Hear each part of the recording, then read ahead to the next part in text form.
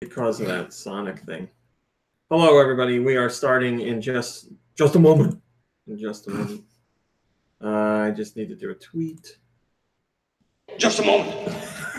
Well, was it 7:09? Like just a moment. Yeah, 7:09. Trevenant. You decide. Well, you said he looks like a tree, so I'm gonna go with Trevenant. But it's not spelled that way. Oh, okay.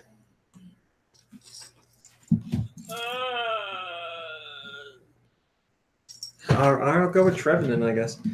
All right. It feels really right to me. This feels right.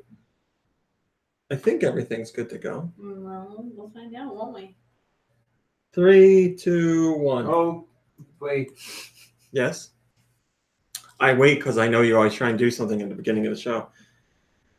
Go Nintendo Podcast, Webisode 709, the Trevenant Podcast. Or Trevenant, because it looks like a tree. We don't know. We were having this discussion. Don't. I'm supposed to say that, what it looks like. Mom Brain, could you tell us about Trevenant, please? Yes, happily. That was Nikki Hill before, wasn't it? Trevenant is a slender brown tree that stands on 6 roots bent like spider legs. Its inner body is made up of black shadow, which is mostly covered by tree bark. I know. There are 2 large crooked horn-like gnarls. I thought it said ham-like gnarls. Crooked ham-like gnarls on either side of its head, and another smaller gnarl on its forehead with a tuft of green leaves in the middle and a large menacing dark red eye below them. Its 2 arms are held horizontally level. Thin upper arms and thick forearms, like the body, is made up of black... Am I reading correctly? It makes perfect sense to us Pokemon fans. Is made up of black shadow covered with tree bark. Each upper arm has a single small spike or leaf. The forearms have a small branch immediately before a large cup of green foliage at the wrist. Foliage. It's pronounced foliage. Connected aluminum foliage. Hands with 3 wooden pincher spikes for fingers. Or if you're in the UK, aluminium. How did I get that? That's not how you say that word. You'd need another I in there. What? IUM. I often think about it, and I looked at it this week just to make sure. Aluminium. No, aluminum. Yes, I know. Aluminum is the correct way to say it. It's aluminium. Aluminium foil. Sounds like something in like a comic book. Excuse me. Go ahead, Mom. Trevenant can cause its... Nope. Trevenant can use its roots... Philip says you stole the language. You have no room to speak Yankee. You're right. You're right. We did. We took it with us. From now on, we had to leave. From now on, we will add the U to color as you guys would like us to. Trevenant can use its roots as a nervous system, allowing it to control trees at will. It uses its ability to trap those who bring harm. I thought that said ham as well. Those who bring ham to the forest, so they can never leave. Right? Who's got ham on the ham today? Despite its terrifying, shut That's up. why we call you Ham Yell. Yeah. At breakfast this morning, let me remind me to tell you later about my snake story. And ham. Yeah. You had snake for breakfast? No, but I had a conversation about Ham snake? snakes with someone. Gave her the old ham snake. And it was a very interesting conversation. I will remind you. And that, well, anyway. Despite its terrifying appearance and power, it is known to be kind toward the Pokemon that nest in its body. Yeah. Along with its pre-evolution Phantom, Trevenant is the only known Pokemon capable of learning Forest's Curse. It's number 709. It's a ghost grass type. Its abilities include Natural Cure or Frisk. Its hidden ability is Harvest. Whoa!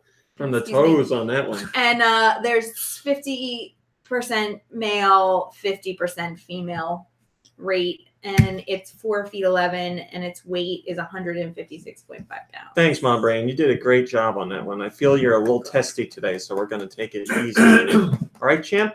All right, Squirt? Oh, I think she was just... hamming it up. Oh! I'm not testy. I just meant to go for a run this morning, and all I wanted to do was sit inside with my coffee. But instead, I ate breakfast. Hello. And then I went out. Matt and Zeno and Malakalo and Deonte and Giant Reggie and Blunders and Justin and Eggplant Jr. and Philip and Rachel and whoever else I didn't see, and Joe and Captain Pinocchio. Oh, okay, I got you. What happened? Thanks for joining us. I know the podcast. Hello, Tom from MySpace. Tom. I know I didn't really tweet as much as I do about the podcast usually, and I put up the post late because I was covering Sega's Sonic the Hedgehog South by Southwest panel to see what Sonic news came from there. I'll give you the quick breakdown right now since You're it's too slow. fresh in my memory. Shut up, Sonic, you asshole. Hello, Sean. Slow. They showed a customization trailer for Team Sonic Racing. They showed that you can customize the wheels, the doors, the horn, the paint job, the decals. What about the sock colors? No, only car customization. I'm sorry. And they also previewed a new musical track from the game. It's like Bingo Casino, I think. The song was actually pretty good. They also showed, which was my favorite part of the whole thing, they're doing a collaboration again for an animation as they did with Sonic Mania and Sonic Mania Adventures, or Sonic Mania, whatever it was. They're doing an animated feature that's 2 parts, and they showed the first part today. It's like an animated short. It was like 4 minutes or 5 minutes, something like that. Hello, Timothy. Hello, Super Shano. It was fantastic. Those animations are so good. An animated feature? Yeah, it's like an animated cartoon, like a short, but it's like a lot of fan service and very humorous because it's not done by Sega. It's done by like fans that now work with Sega, but like they came in. We've talked about this before. Basically, I feel Sega doesn't know how to do classic Sonic anymore, and they've lost what Sonic is. But fans are like, we got you. So they're doing these animations that really capture what I feel like Sonic and the gang is all about. And they do it like classic cartoon style. There's no spoken dialogue. It's all, musical stings and just expressions on the face and everything. When you say they're so great. Hello, Nico Darunia. Fan service, does that mean Sonic has big Sonic's boobs? dick, yes. Sonic's taint and Sonic's dick. Oh. Sonic's chili dog, if you will. No, just like little things that fans of Sonic know. Wasn't that Tails' cousin? Taint? It is now. So they showed that.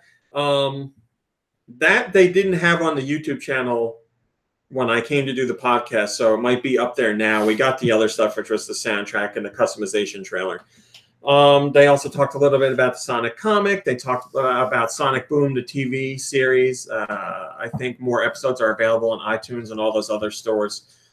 And they did a Q&A with fans, which if you're looking for top-tier cringe, go watch that section because it was very awkward. And they also confirmed that production on the next official major Sonic game has started. So we don't know platforms. We don't know any details. They didn't show any art. They just said the next major Sonic game is in development right now. It's going to be Sonic in a motorized wheelchair. Ooh. That's all you got? That's it? I mean, after all these well, that's true. Natural progression. Team Sonic Racing, he's driving a car. He's getting older. Not that he hasn't driven one before, but next game he's in a wheelchair. Maybe he got into a car accident. Ooh. Oh, I like the continuity here. And he lost his life. They did some other little stuff, like there's new merch on the shop and all that. Yeah, that was kind of depressing. But that was it. Everybody was hoping for news on the Sonic movie and hoping to see the first trailer, even if it's a teaser trailer. But they made it very clear that they were not going to talk about or show that stuff during the panel. They said, look forward to that information coming soon from Paramount. So how do they make it Paramount. very clear? Oh, that's right. What? How do they make it very clear? They express... Did they say, we're not going to talk about this? Or did they say... Yeah, no. They said that. They said, we know you guys have a lot of questions about the movie. We want to tell you that we're not talking about that here today. We can't really answer your questions about that. Look forward to information coming from Paramount soon. Okay. That's what they said. And then the second question that was asked by the fans was about the movie. She was like, I know you can't talk about the movie, but I do a podcast about the movie. And why are there so many leaks and how do you stop them? And he was like, we can't talk about the movie. Well, thank you. Wait, how are there so many leaks?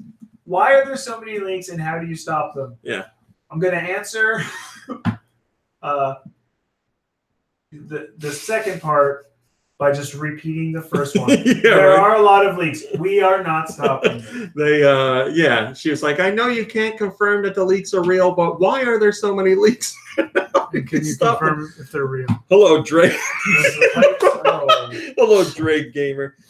Yeah, it was like, I don't know, maybe 8 people asked questions, and one of them is somebody asking about the thing they twice explicitly said they can't talk about. And then you said there was one person left when they Come closed the on. questions. I saw one. There might have been more, but I saw one. Yes, Isn't and that the worst? you could then? see like when somebody asked a question they weren't supposed to, and there was one person left who really wanted to ask a question, and they're like, "That's enough for questions." I'm not to be mean, but I feel like one out of all the people that asked questions had a solid question. Everybody else was saying some really weird stuff, man. Stuff that has nothing to do with Sonic, But, basically. but they're curious about it. So Yeah, it's yeah. still a No, legitimate that's question. fine. That's fine. Hello, all 41 review. It's not a good question, but it's legitimate. It's just they're stuff asking. that you would think they're not going to have an answer for. Like they don't have an answer or they can't say an answer. But whatever, that was the panel. So you can watch that. It was on They're the supposed to be official. creative people. They should be able to come up with an answer. It was on the official South by Southwest Twitch live stream account. So I'm sure the archive is there if you want to watch it or miss More it. importantly, if they don't have an answer, I hope they remember the question and they give it a little more thought. What's in the news, Romy? Who's here today, Romy? Nikki Hill's here. Hey.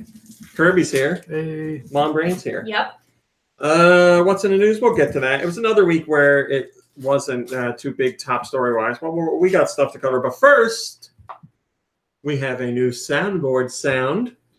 Oh boy. It's the last page. It's the last one. The very last page. No, like the last page that has things on them. Boom, Tetris for Jeff. Last week we talked about adding sound effects, and that was the only one I could remember. What else did we talk about? Oh man, we need to keep a running list. Yeah, I was gonna text you, but I didn't want There was to. a way to go back in time and listen to what we said like this time last week. Malakayla says, Natalia the Sleuth. I'm not sitting through it. I didn't want to text you and ruin the fun of finding out that Boom Tetris. Boom, Tetris for Jeff. I went through a 2-minute compilation of Boom Tetris for Jeff, Boom Tetris for Jonas to find what I thought was the best one. Right after that was a funny one that I almost added as well. That's just Boom Tetris for Jeff. Like a very sad one, but I thought this one was nice and clear, came through good. So there you go, Boom Tetris for Jeff. Thanks, Nikki Hill. I don't even know if we're talking about. Well, I could talk about Tetris. Why the hell not? But later. Right now, we'll do new segment. Cool.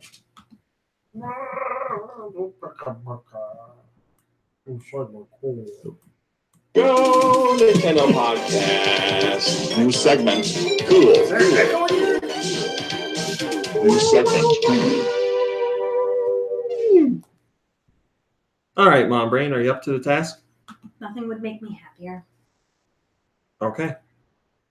Well, I mean, there's some things that would make me happy. But Let me. Like what? Like what? Cake farts. Can you please explain Enough money this to never icon, worry everyone? about I thought it money was ever again. apropos. Again, thanks to Donut Muffin for the icon. The link is in the chat or the site. so, all right. This appears to no. be Oh, wow. a leprechaun, a male leprechaun, and a female, I assume, leprechaun, but she looks actually to be dressed more like a witch, and she's in red. The male leprechaun is all in green, and he's holding a shamrock. Hi, Right? Massimo. And the witch, he's holding hands with the witch or lady leprechaun in red Hi, Roth. This With- leper lady. with interestingly Leprechaun. large breasts, Leprechaun. actually. Whoa. Oh, yeah. What? Just noticed that. That is not That's what what I I meant. The lady leprechaun.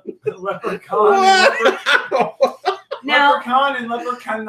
There we go. I don't believe it. they appear to be in peril. They look nervous.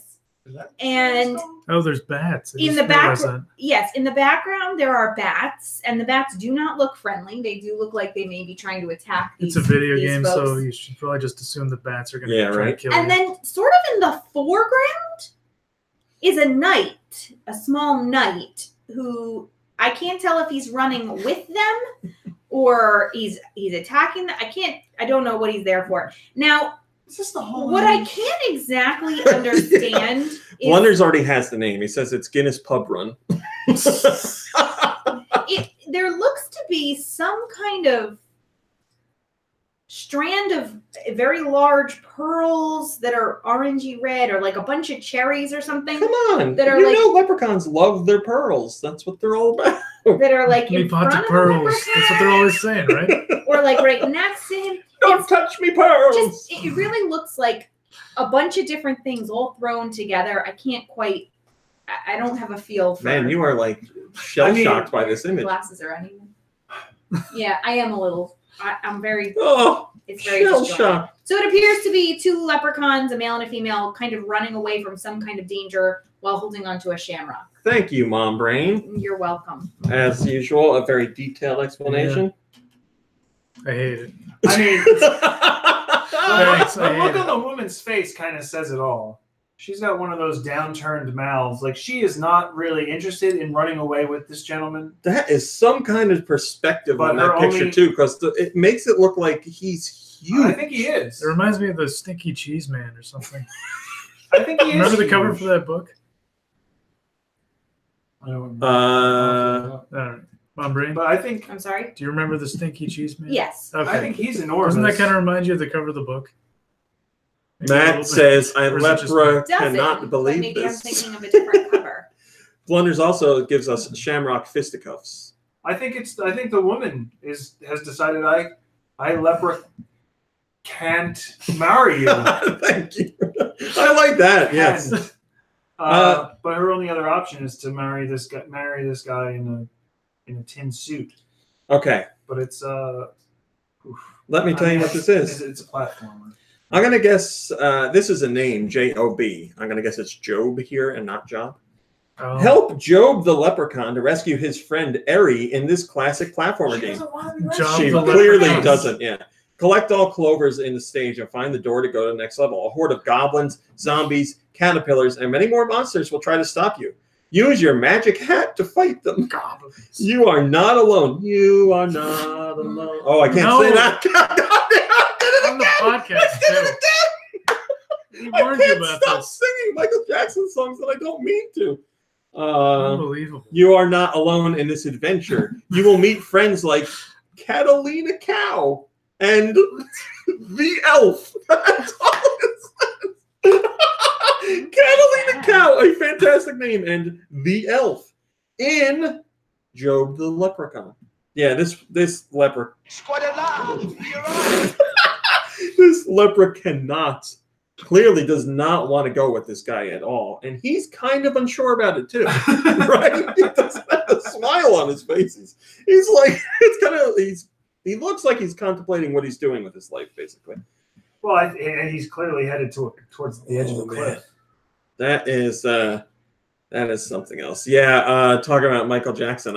After all the controversy, which we're not getting into, I just for some reason They're coming for you. can't You talked about Michael Jackson. I can't stop accidentally singing his songs. The song I comes swear, out it's like before you're I doing realize it on purpose. the song comes out before I realize it's a Michael Jackson song. Wow, this is crazy.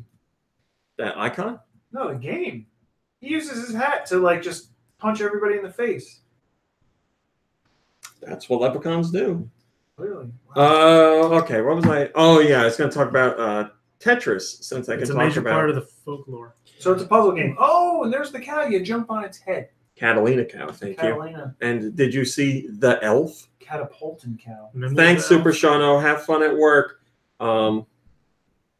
Tetris 99 is luck, available Joe. on the Switch. And Job the Leprechaun. Hideki Kamiya, who works over at Platinum Games, has been tweeting about Tetris 99 like crazy because apparently, he's a very big fan of the game, and he's been. Tetris for Jeff.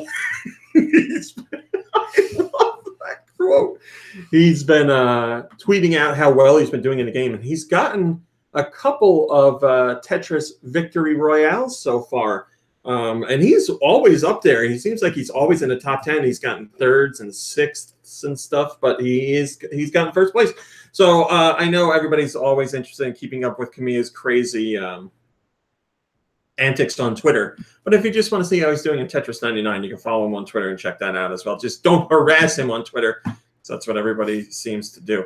Roth says there's a Michael Jackson reference in the new Devil May Cry game. I haven't played it yet. It's sitting right there. I am looking forward to it. Matt says, of course Kamiya likes Tetris. He loves blocks. Very good. He's known for blocking people on Twitter. Very good. Very good. I like that. Tom, I am not talking about it. Too inside baseball on this podcast about video games. All right. Let us talk about the things that were top stories this week, including Famitsu's top 20 best-selling Switch games. What is this year? Yes. Oh no, it's just the top 20 best-selling Switch games in general since the system launched. Now, these numbers are for Japan only, so we could do a little MPD here, even though it's not MPD. It's Famitsu. Famitsu. Famitsu. Famitsu. So I'm looking for any games. Famitsu. Famitsu. I'm looking for any games in the top 20 for Famitsu's sales here. Again, this is since the Switch launched to now. And this is only in Japan. Can you guys give me any games? Hello, Brian. Hi, Brian. Sorry. Come again? I'm looking for any top software games that are in the top 20 best-selling Switch games overall since the system launched in Japan. What is that game called? Breath of the Wild. The Legend of the Link? Okay, Breath of the Wild is number 6, yes. Okay. Wow. I win. Mario Odyssey.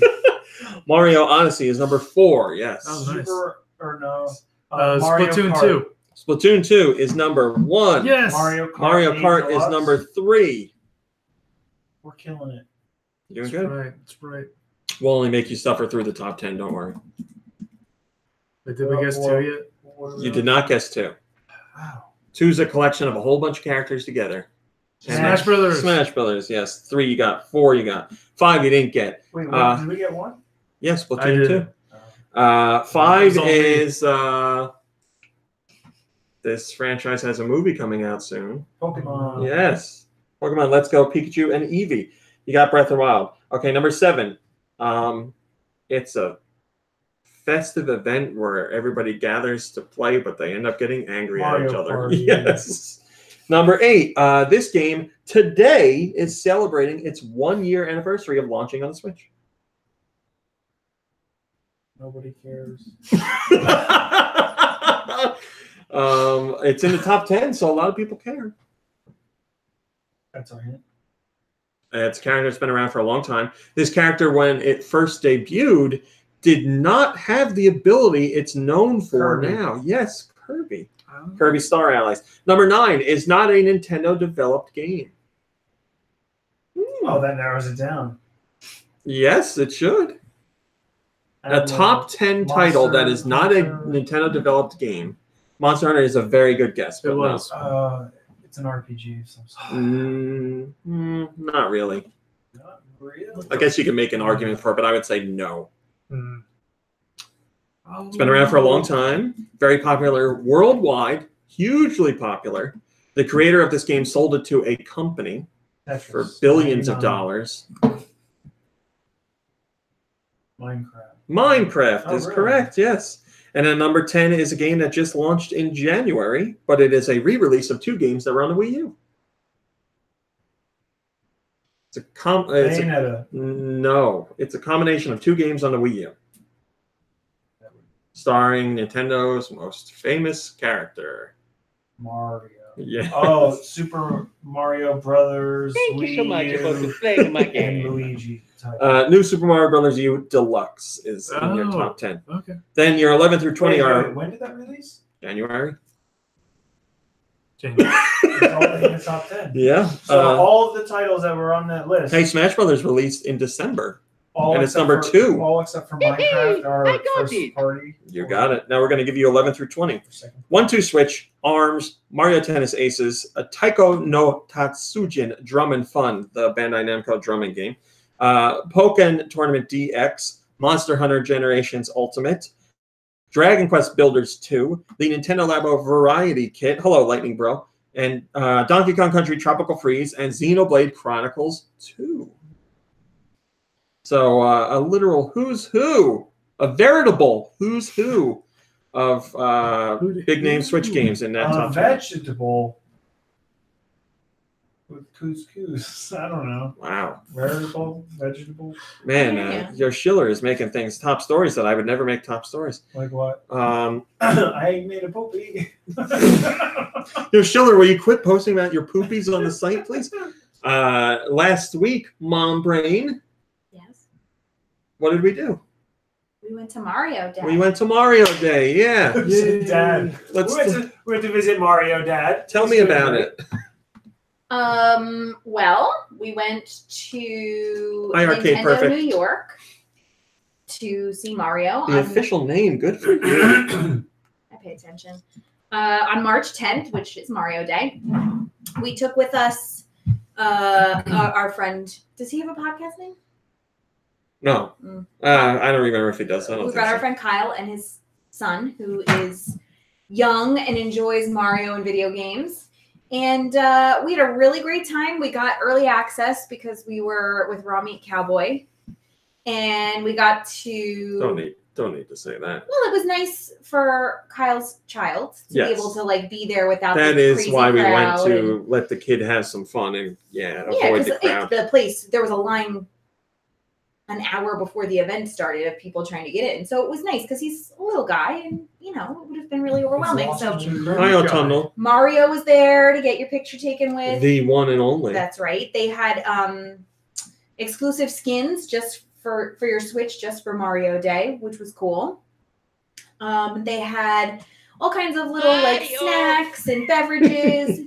Hi, Elfman. Upstairs, they had some really cool activities. They had a cool activity where you jumped and tried to see how high you could jump. They had cornhole. They had a Mario mask making activity. Play with Mario's cornhole. Yeah, they had Mario memory match. I get it. Jump it. How high? Yeah, because Mario does that. Yeah, he does. Hello. They had Mario coloring books. It was just, and it was, I guess, sponsored by Frito-Lay. So they had all kinds of snacks, chips and Mario's whatnot. favorite food group.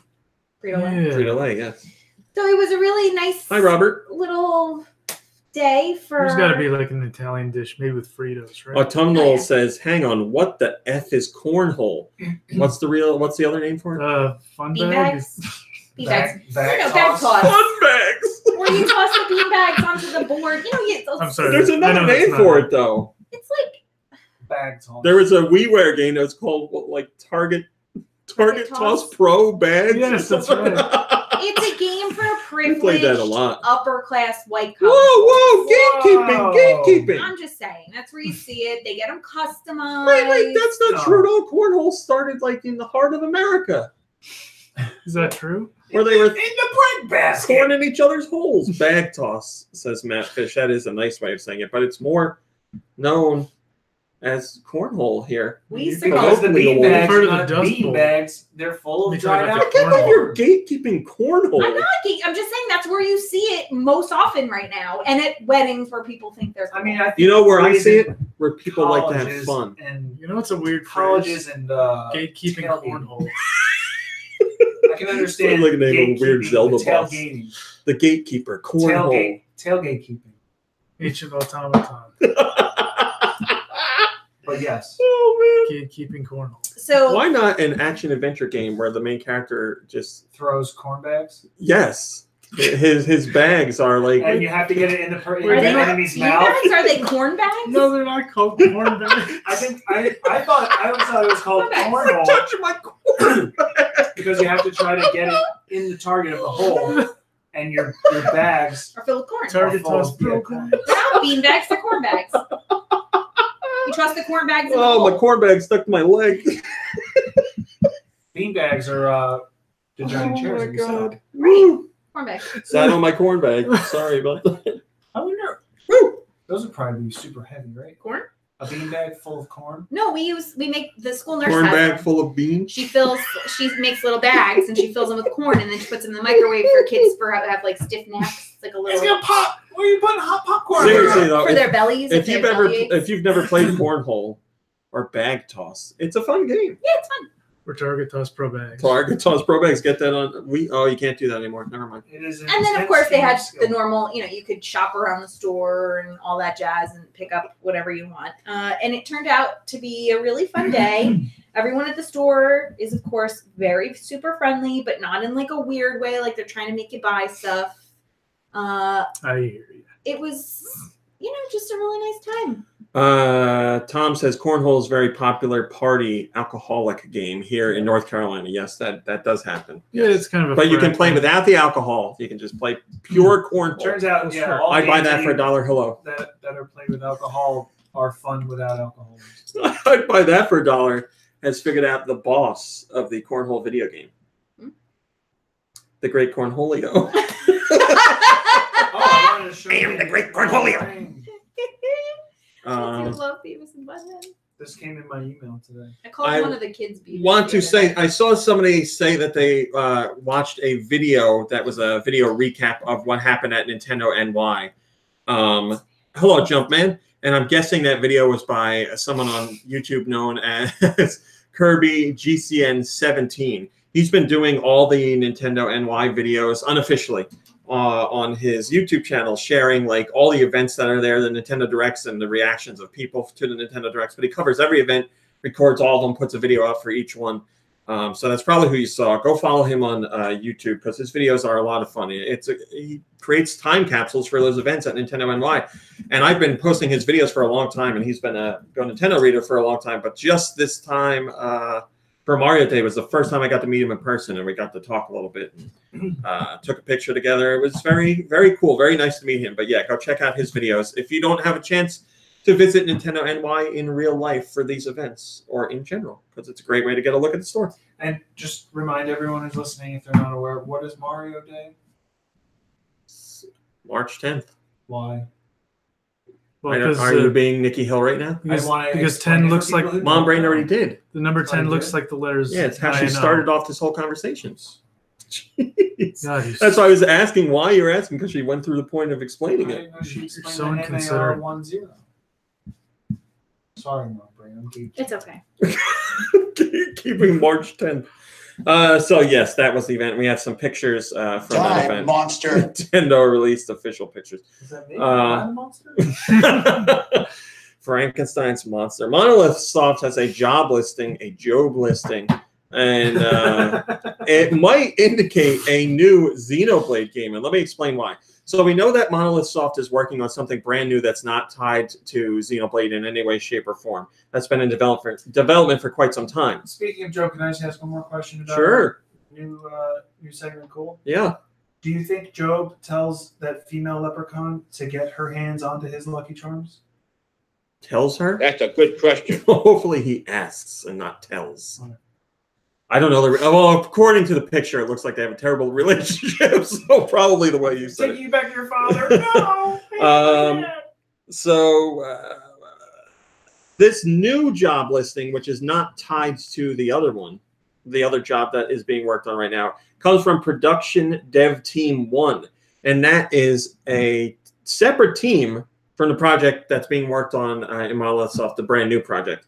Production Dev Team 1 is the team that worked on all the other Xenoblade games. So if Dev Team 2 is working on something brand new, and now Dev Team 1 is looking to hire people, perhaps they're hiring for a brand new Xenoblade game, a spin-off, a new true mainline entry. I don't know. It's probably going to be a very long time until we see anything, but they are hiring. Ben Golden Triforce says this has been known for a while. They have had a hiring page for a few months now for a new Takahashi project, and the background of said hiring page is images of the past 3 Xenoblade games. 95% sure that the team is doing Xenoblade. Well, these are brand new job listings, which is why we were pointing it out, because some people have been thinking it was tied to the other game, but it is very much not. We just don't know for sure if it's a new Xenoblade game. What did we find out about Retro? They're actually working on They are working on Metroid Prime. We found out the day Nintendo. Hello, DG. We found out the day Nintendo announced that Prime 4 was like being restarted. They announced all that stuff in that video. Restarted? Or has been restarted, yeah. Oh, I missed that part. Yeah, they basically scrapped what they were doing, and Retro had presented them. What we heard is Retro had presented them with a playable demo of Metroid, and they were like, hey, we got an idea. Nintendo was like, let's do that. No more of this. That's what we heard. So wait, Retro was working on something? And then they were working on something else and said, here's a demo of that something else, and they said, scrap what you've already been working on? No. Retro was never involved with Metroid Prime 4 until now. So somebody else was working on it. You got it. We Metroid. heard it was multiple Bandai Namco studios and in different parts of the world, and the teams were having trouble syncing up to create something. Like one team was doing a really good job, one team was lagging behind, and it just wasn't meshing, and Nintendo was like, oh, this isn't going well. And I don't know if Retro knew that it wasn't going well, so they're like, this is our time, let's do something, or they just happened to have toyed around with something. But what we heard from multiple inside sources is they went to Nintendo and were like, hey, check this out, this is our idea. And Nintendo's like, ooh, we really like this. This solves our problem. If their demo was just like Metroid Prime 2. Here's something we think you'll like. Yes, so they were not involved before. And as far as I know, Retro worked on Nintendo Labo, but Nintendo didn't want to put that in the credits to get fans all like, eh. So they went uncredited as part of Nintendo Labo's development. That is my understanding from sources very close to the situation. Hello, Tommy. Tommy from MySpace. Autumnal wants you to know that he changed permissions on that music submission, so you should now be able to access it. He just wants you to know. Thank you very much. Yeah, that's what we heard. But yes, Retro is now doing Metroid Prime 4 in collaboration with Nintendo. Will we ever see that other project? Who knows? What's the other project? Have to be leaked. The one that was canceled. It takes years and years, but stuff gets leaked like that. We're seeing stuff now from canceled Wii and early Wii U games that are coming. I saw it somewhere on here, canceled Super Nintendo games. Oh, yeah, that game looks great. Anyway, moving on. We have some information on Fire Emblem Three Houses, which is the next new Fire Emblem game for Switch. And people wanted to know, will Fire Emblem Heroes connect with Fire Emblem Three Houses in any way, shape, or Link form? are the hero. And here is what some guy said. Here's what Shingo Matsushita, the director of Fire Emblem, had to say. He says, while I cannot confirm anything at this time, I can tell you that we are potentially considering different ways to get more fans interested in Fire Emblem Three Houses through Fire Emblem Heroes. So he's not saying specifically that the two games will connect and like actually interact with one another, but what I would suspect is they'll have some sort of event or campaign or crossover characters in Fire Emblem Heroes to promote the launch or the upcoming launch of Fire Emblem Three Houses. That just makes perfect sense. I'm sure they're going to do some sort of campaign in there. But as for actual connectivity between the two, I don't know. Gloop says, I beat Awakening and loved it. Fire Emblem Awakening. I haven't played any others, but I do plan on going back and picking up a few of the older ones. I want to enjoy these newer entries, but for some reason there just isn't any push there. Nikki, or not, nope. Kirby, you are a fan of Fire Emblem. I've played, I don't know, at least 2 or 3 of them. And you have a Switch. Yes, that's also true. So you can play Three Houses when it comes out. What? Do we have a release date? I think we do, but I don't remember. I think it's summer. This summer. Well, like, seriously. Oh, he's got an answer. No. I'm interested. Okay, because I was going to ask, what could Nintendo do to get you interested if you weren't already? Ed Cornhole.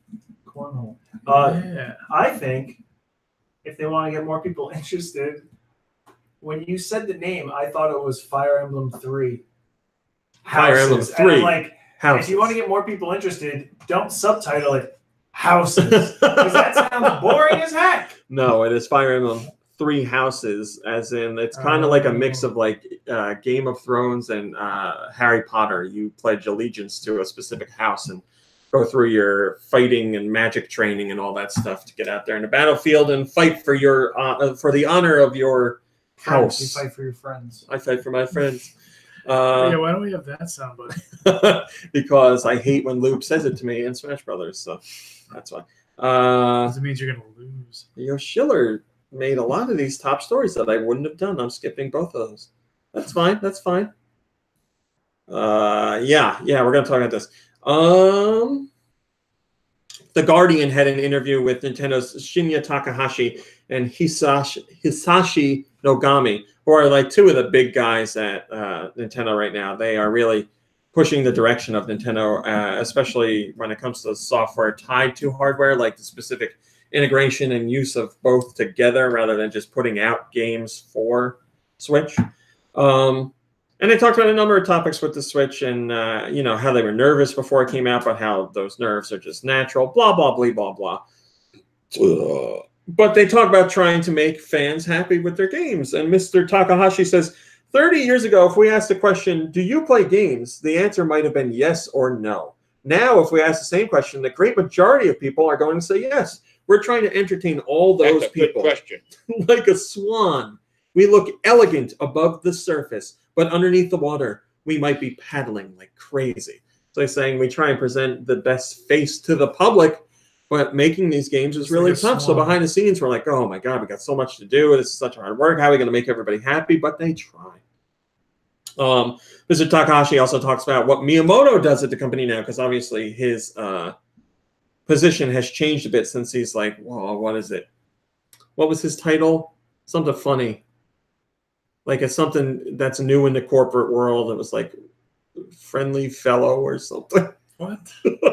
Somebody in the chat help me. I forget what his title was. I thought it was going to be like, I don't know, chief influencer or something. No, that's the YouTube people. It's something weird.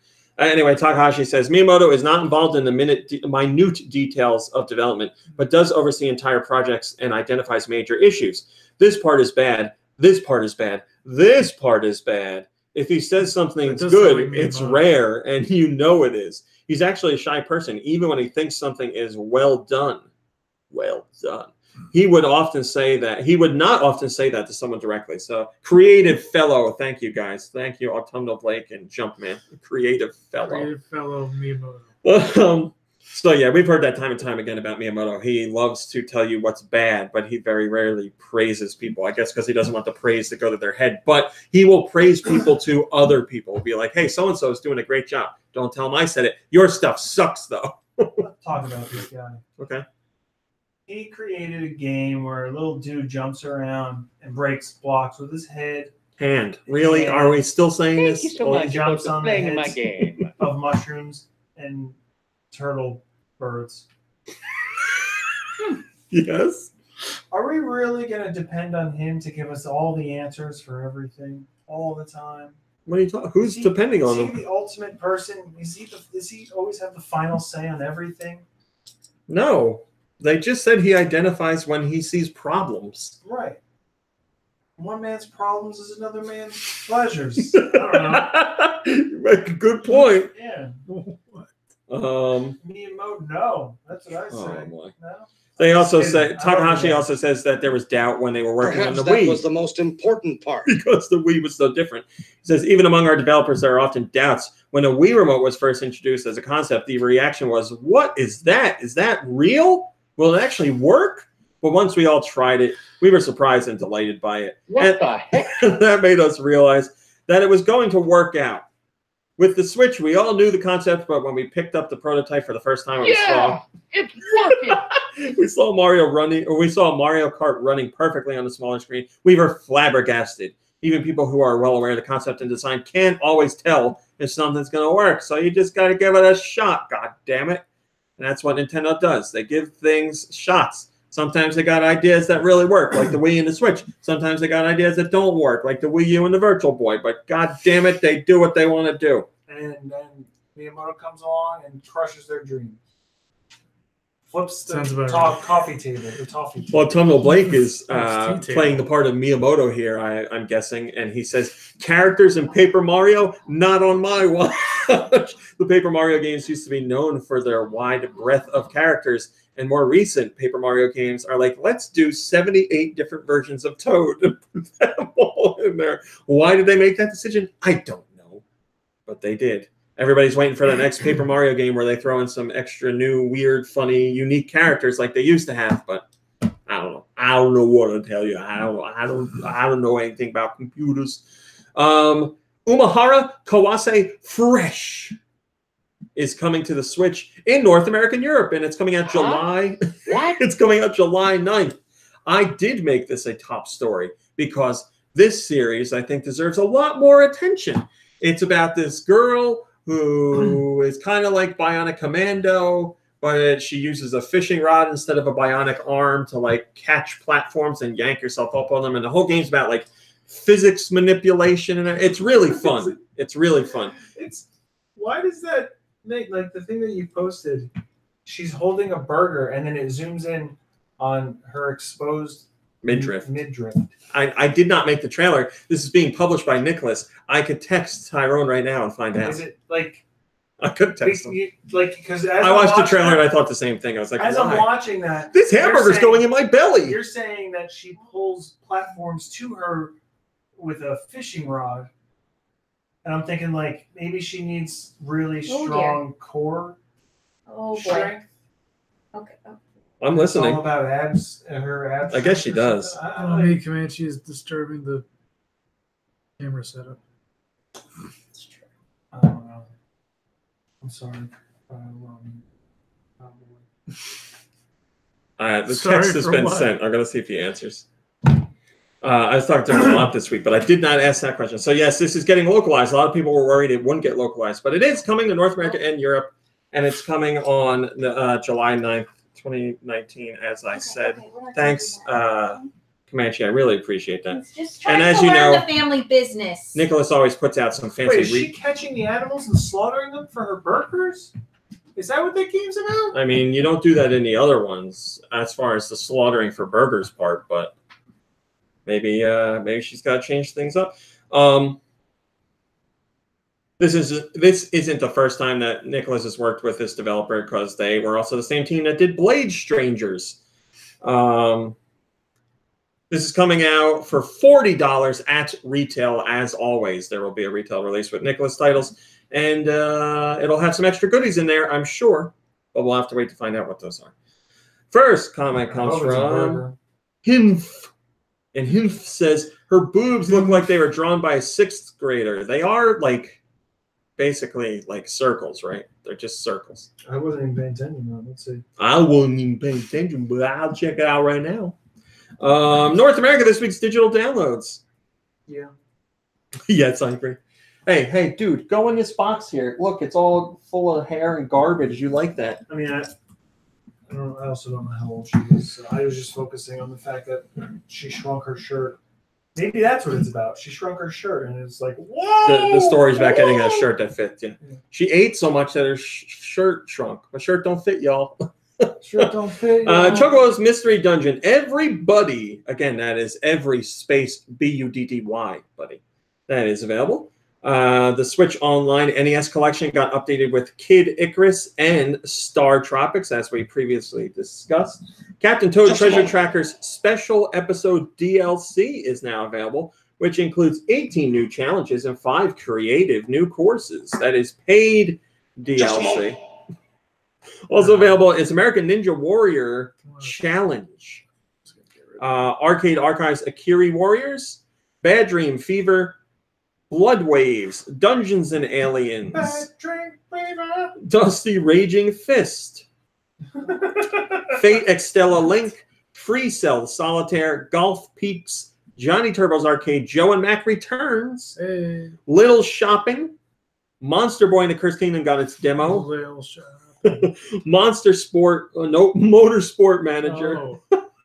My Jurassic Farm, Not, a Brain Buster. Like K not? No, Not. Don't touch that. Rico, Super Kickers League, Symmetry, Teddy the Wanderer Mountain Hike, Teddy the Wanderer Mountain Hike, Oh. The Red Strings Club, Turok, and Unit What 4. about the one you just missed? What did I miss? Twist and match. Where's that? Oh, look at that. Twist and Match. Sorry, Twist and Match. Ah, The one everybody was looking forward to. Twist and Match. Gee, it's a good thing you everyone think he held it listening, back I out. wonder what else he leaves out. That's right. Wow. Just Yeah, to fit this his happens all own the time. narrative, am I right? Canadian Rambo says, I am so excited for Turok. I need details on the second one. It needs split screen multiplayer. I was also a weird one that didn't play it on the N64. I had it on PC and needed one of those 3D effects cards. Good memories. Never did beat it properly without cheats. Well, now is your chance, my friend. You can redeem yourself.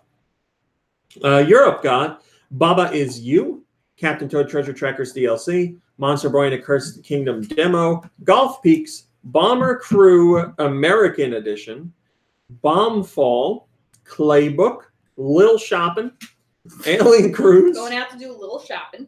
Apocryph, an old school shooter, Elevator Action. Yes, the Arcade Archives version wow. of Elevator Action. Got to Do you tell know Dude about Michaels. I know. I haven't told him yet.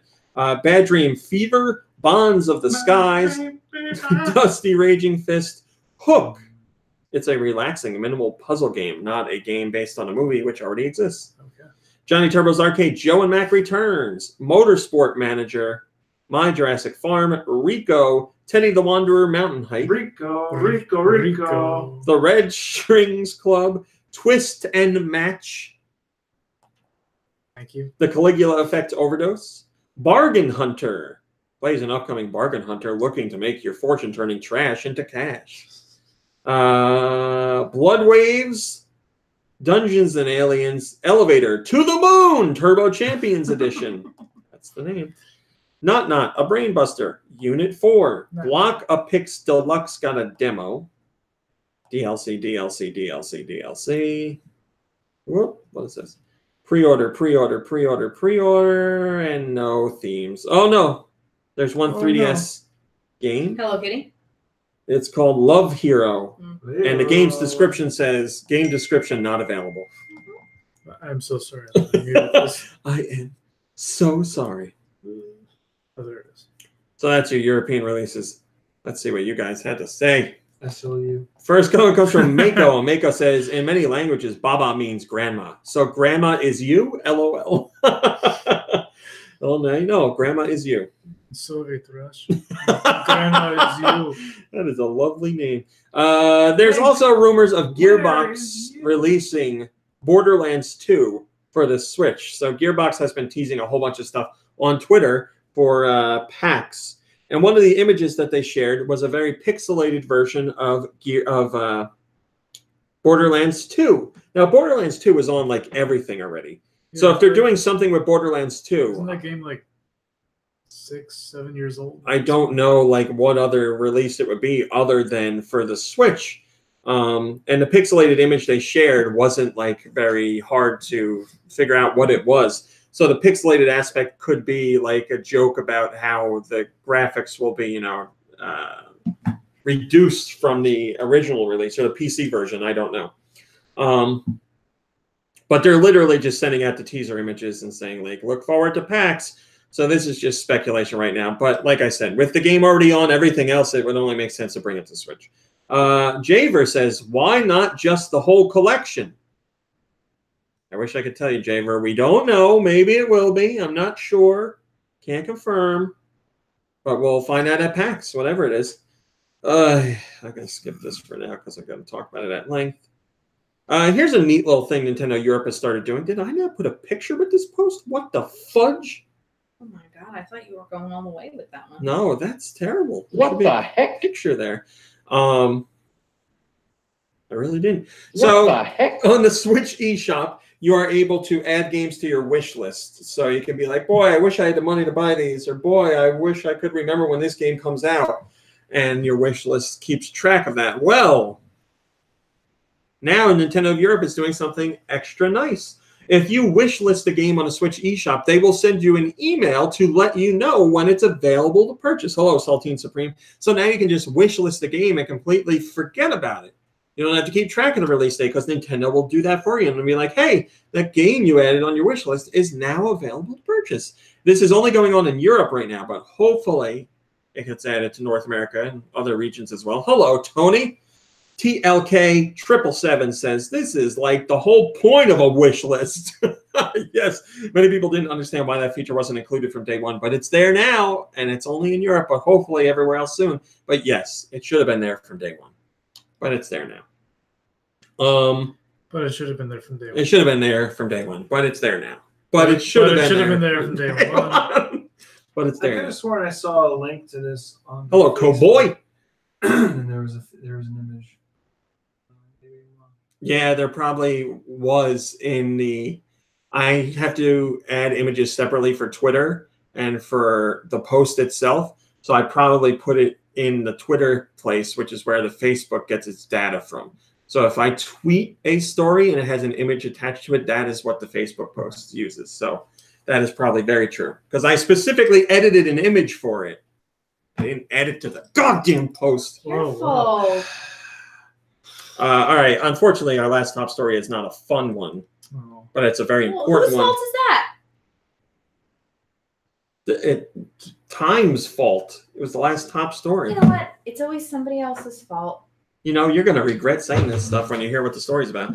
This is a serious topic. Bye. I made...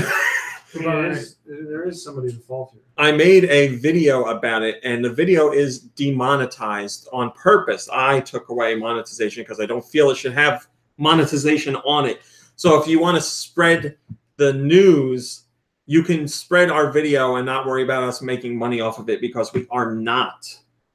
I know a lot of people feel that that would be inappropriate, and I agree. So even if you don't share our video or our news post about this, I would greatly appreciate you spreading the word somehow about the story in general because it needs to get out there. So I'm going to try and do this as quickly as possible. Axiom Verge was supposed to get a retail release on the Wii U a very long time ago. It was announced. Thomas Happ, the developer of the game, was working with Badland Games to get the game published on the Wii U. That retail release for the Wii U version never came out here. We don't know what happened. Just, we were like, oh, things are getting hung up, whatever, blah, blah, blah, blah. Yesterday, we found out what really was going on. Badland Games basically just went MIA and never did the publishing. They took money and just never did anything. Apparently, there was some turmoil at the company, and they just completely, like, you know, people were leaving left and right. There's all kinds of issues, blah, blah, blah, blah, blah. Limited Run Games lost a whole bunch of money on this because they were tied in with publishing as well. And now Limited Run Games has eaten the cost of like somewhere around $100,000. But they are putting out the Wii U version anyway because they're like, fans have wanted this to come out. Badland has completely dropped the ball here. They've taken Badland to court. It's going through court now. They're trying to recoup some of that money. They know the money's not going to be made back through the sales of the Wii U game because nobody's going to buy the Wii U retail version except a select group of people. But they're like, it's the right thing to do to get the game out there. That's the news that came out yesterday. Here's the much more important part. When this deal was officially announced for Badlands to publish the game, Thomas Happ, the developer of the game, put out a message on his personal blog because he wanted to share a tidbit. Badland had promised to donate 75% of the revenue from this retail version to Thomas Happ. Why?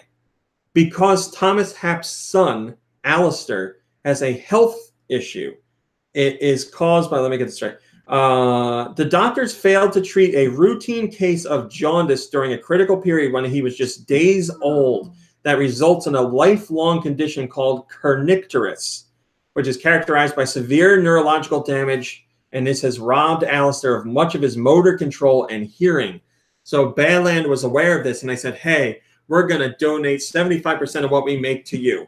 Well, that ended up being zero. They gave him no money at all. None of the promised donated money, none of the revenue that was supposed to be made from publishing the game, just $0 all around. So if Thomas Happ wants to get this money, I would imagine he'd have to sue separately to make that happen. And I don't know if it would work out. But the important part here is Mr. Happ didn't get any money for his kid. Who probably requires lots of crazy constant stuff. attention and probably medication and therapies and services and adaptive materials in their home. So the thing that makes it even worse is Badland is still publishing games and has made money, other people's games, but they haven't given any of that money to Happ. And yes, the name has changed from like Badland Games to Badland Publishing, and some people are different at the company, but the company still exists and is doing what it was doing before, and they have not paid Happ any of this money. So it's a giant cluster F.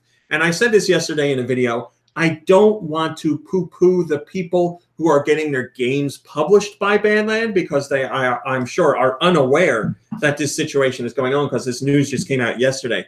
So I hate for people who have worked years on a game to get punished because they're with a publisher who has done something shady. But I do understand people not wanting to support Badland because of this issue. So it's a catch-22 for those developers who have worked on games and gotten them published by Badland.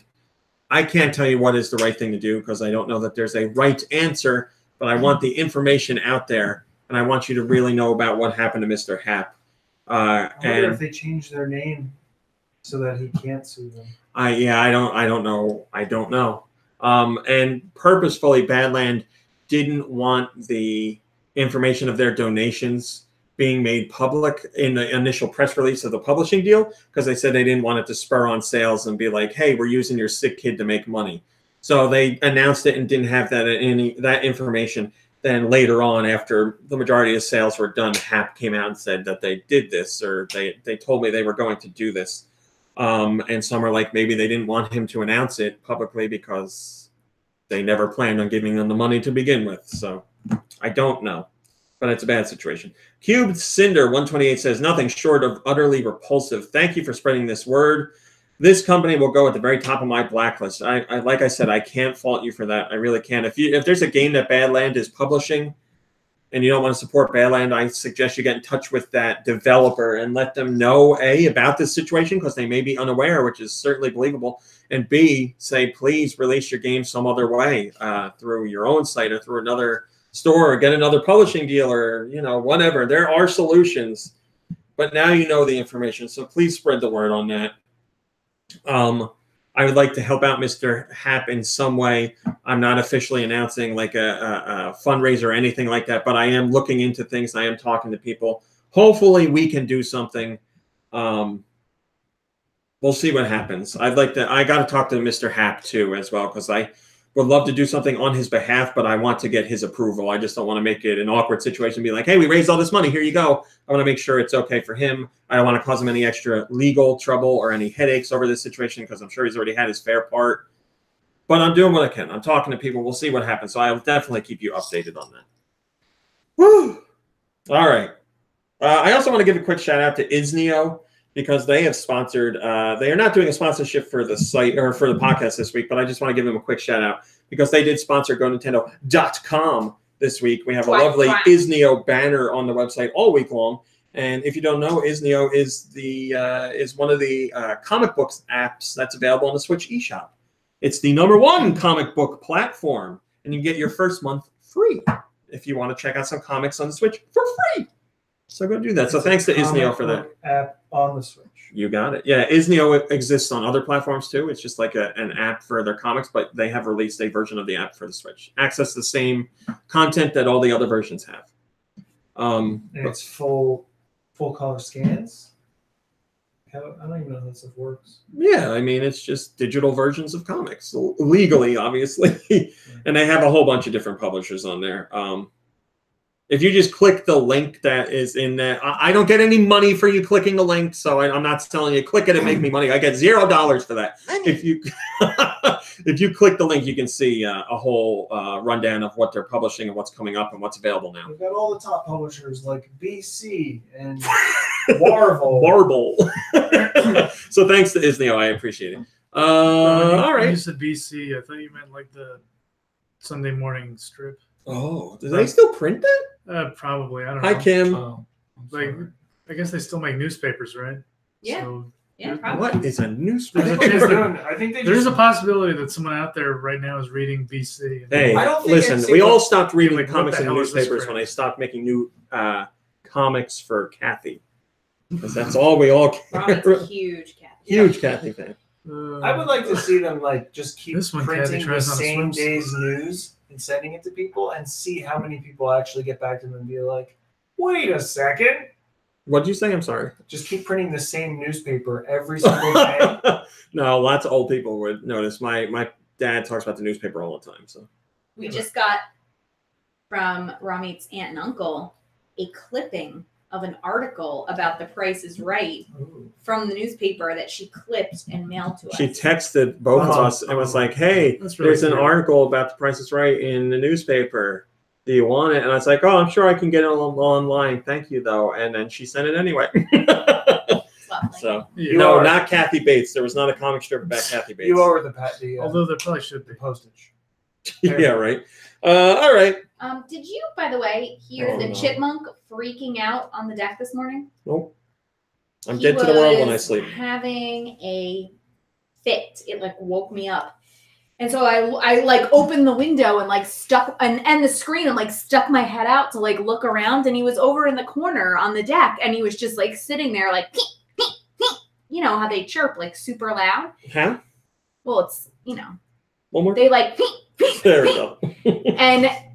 And I was like, I got the cat, and I was like, can you do something about that? You're a cat. Like, you're supposed to sit in the Yeah, window right. and like So I scare the threw him out the jeepers out of bedroom him. window, which is on the 4th floor. And I like banged on the awning to like scare the chipmunk, and he sat there and kept carrying on. So I had to come downstairs and go out there and be like, will you cut it out? There is nothing after you. Just relax. And it ran underneath the grill. He turned around and said, well, my fair lady, blah, blah, blah, blah, blah. I have nothing. I don't know. Then what the I hell went to back say. upstairs. But Demi it's very- Remy, but it's very well spoken. send me an email, Demi Remy. That shouldn't be the case. Send me an email directly. You can email me at romycowboy@gmail.com. When I went back Joe wants to upstairs- know which chipmunk was it. Probably Theodore. Oh, my The favorite. whiniest. So then I went back upstairs plump and he one. came out and started carrying on again. Something must have been real bad and scary. And I Marital just couldn't dispute, see it. Well, maybe it was like a hawk or something. My mother used to go out, no joke, because she fed the birds, and the hawk would come and like pick them off while they were eating out of her bird feeder. So she would run outside with a dish towel and swirl it around her head and yell at the hawk to get away from her babies. So probably the hawk has been running rampant since my mother moved away. Such a I story, like to see the Barbara. newspaper clippings from those incidents. Yes, exactly. It did every once in a while. You'd see just like a dead bird carcass and like feathers, and you'd be like, "Oh, got somebody." Wild woman in local town is trying to fly again using her dish towel as a helicopter propeller. Kirby, Yes. what have you been playing? Sorry. Well, you and I played a little Overwhelmed. Oh, on we the did. Switch. I like it. It's scary. Yeah, I think I said to you that it was the scariest video game I'd ever played, which was a little bit hyperbolic, but It is intense. It was like a lot more intense than I was expecting, and I think a lot of that had to do with the sound. Yeah, sound design is really great in that game. Yeah, and then, Lots of like intense music and ambient weirdness and like grating, scratchy noises. yeah, and then there's that like weird visual effect that happens, I guess, after you've died once or Yes, twice. where the screen's closing in on you. Death Yeah. is approaching. Yeah, exactly, and it's like surprisingly, Yeah, because it's very, not like very nerve wracking. it's not like a static frame. It's like a garbling that's around the screen. Yeah, Yeah, there's exactly. lots of little cool touches in that game. Yeah, it reminds me almost of Rogue Legacy. Yes, I see in what you're some, saying. in some parts. Did you feel overwhelmed? I definitely, the title is no joke. Yeah, that's true. The title is very apropos. And yeah, so you and I beat, I don't know, 2 of the bosses. Yeah, we beat Flying Weirdo and Giant Spider. But we could never beat the 2 lizards, and now like those lizards are like, I think I'm scared of them. Well, you're stuck in that room, and they like all over the walls and everything. Yeah. What do they do? They like all over the platforms. Yeah, they're weird slinky things. What else did you play? I think other than I played a little Super Metroid. Oh. So yeah, I'm right at Ridley, and he's impossible. Yeah. I don't know. I'm thinking maybe I don't have like enough health or something because I've like used up all my missiles. Wow. On him, and like I haven't been able to kill him yet. I'm trying to remember like the later fight with Ridley, and I don't remember it. I remember obviously the beginning fight, but man, I need to play that game again. It's been a long time. Is that it? Yeah, that was it. Nicky Hill, what have you been playing?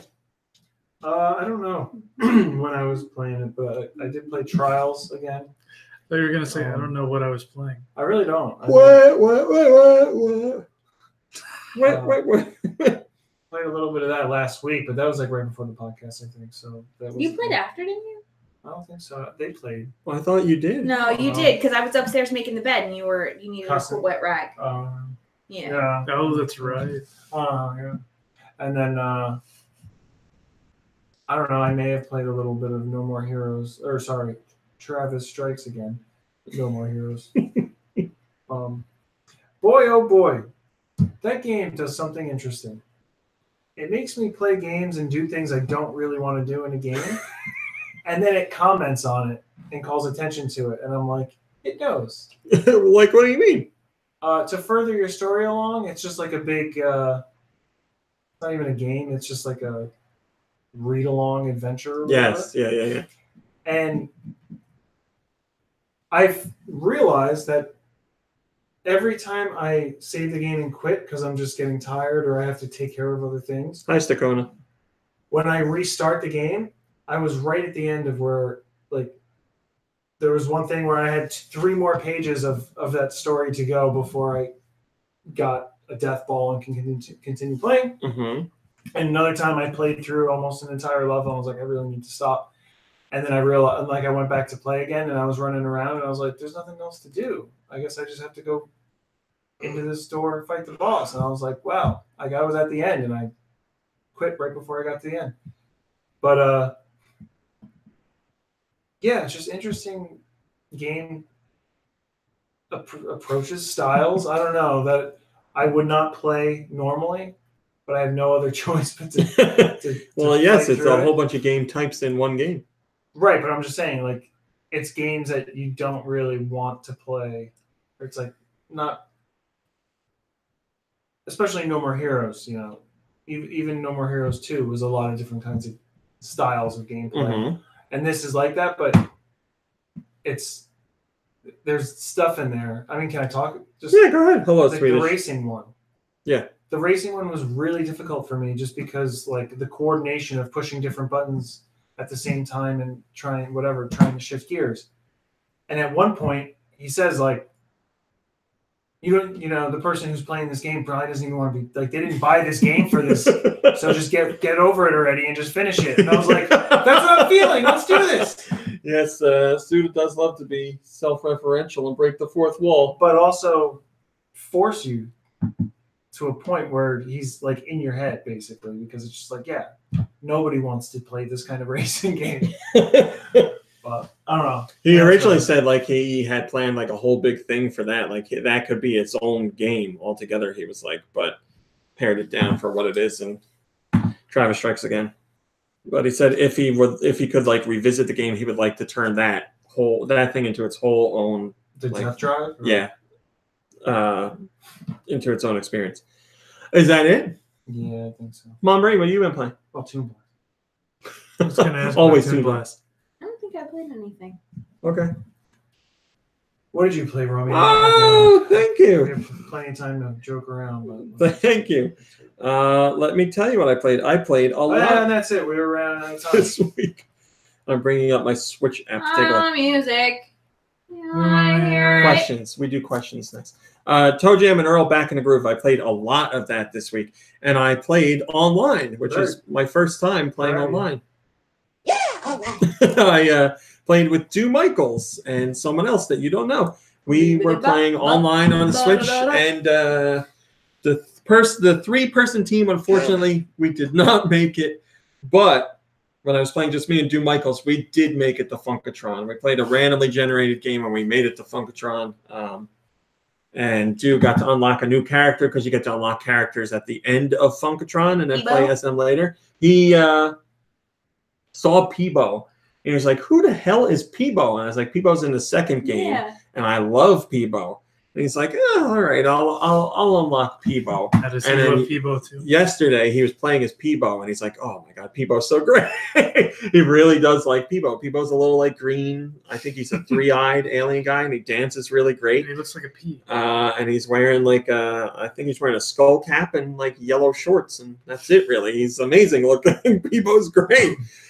So we played a lot of that, but I will say we did encounter, now this is not Switch specific, but we did encounter like a number of glitches. I like made it to Funkatron with him and was there for like 10 seconds, and then it just randomly took me to level like 27 again, and I was like, well, I guess I can't get back. We already found all the ship pieces. I don't know what to do, so I was just stuck there, and that was it. And he couldn't leave Funkatron because it was like, you can't leave until Earl picks his unlockable character, and I was like, well, I can't. I'm not there. So we just had to end the game. And then we played again the next day, and the game crashed like on level 17 or something. It definitely needs to be. It definitely needs to be updated. But how did you fall? Did you fall back? No, it just randomly took me there. Like the screen just went to loading, and 2 seconds later, I was on level 27 or whatever. It needs to be updated without a doubt, but it's still a fun game. It's definitely the best Toe Jam and Earl game since the original. And we're getting a good amount of mileage out of it. I played like 4 or 5 hours of online play alone so far with that. So I played that. I also played some Fortnite, believe it or not. I hopped in on Fortnite for a few rounds and was checking out Season 8. And all I could think of while I was playing Fortnite was like, wow, I miss playing Fortnite. It just feels fun. It feels good. I had a lot of fun playing it. It was great using the motion controls to aim at things. It's just a fun game. I like it. I want to get back into Fortnite. Also, I played Devil Engine, which is on the Switch. It was added to the Switch eShop recently. Devil Engine is a game that aims to mimic what shmups were like in the mid-90s. So not only does it look and sound the part, it feels the part. It really does feel like it was ripped from that era. And it's a bullet hell shooter. It's really good. The soundtrack, which I was trying to describe in a video I did, the soundtrack, it's so perfectly of that era. And again, this is a brand new game. There's something about like, it's kind of like what you get in Neo Geo games. They always had like that CD quality sound to them, but they were using like really high quality sound effects and instruments. But it was still a time in games when companies didn't know, like, companies weren't making fully orchestrated songs with real instruments. Oh, yeah, they were still using synthesizers. Yeah, it's such a specific sound to that era. And it's just so... hearing music like that takes me right back to that like time period. What's this game called again? Devil Engine. You'll have to try it. It is really cool. It looks and sounds and plays just like games from that era. And I mean that as a compliment, because I feel a lot of games look like they're from an era, but don't play like they're from an era. This one certainly does. It's not a sequel to that pinball game, is it? It is not, no. Completely unrelated. It's just a space shoot 'em up. But it's very good. Lots of fun. And that soundtrack, oh man, it's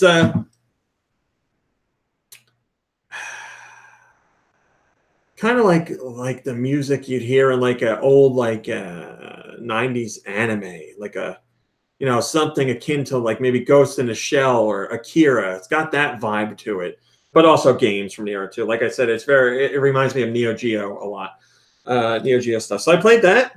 really like that. That's a lot of fun. Are you looking at the game right now? I'm just looking at the soundtrack. Sorry. See, like everything about it right off the bat. Yeah. Wow, this is a banger.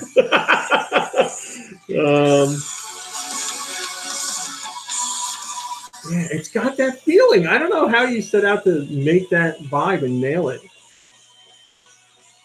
Like, you know what it reminds me of? This is it. It reminds me of walking through an arcade. You'd be walking by a machine and you hear that kind of stuff because it's trying to get your attention, get you to put some quarters in there. Also, I played, which you guys need to play.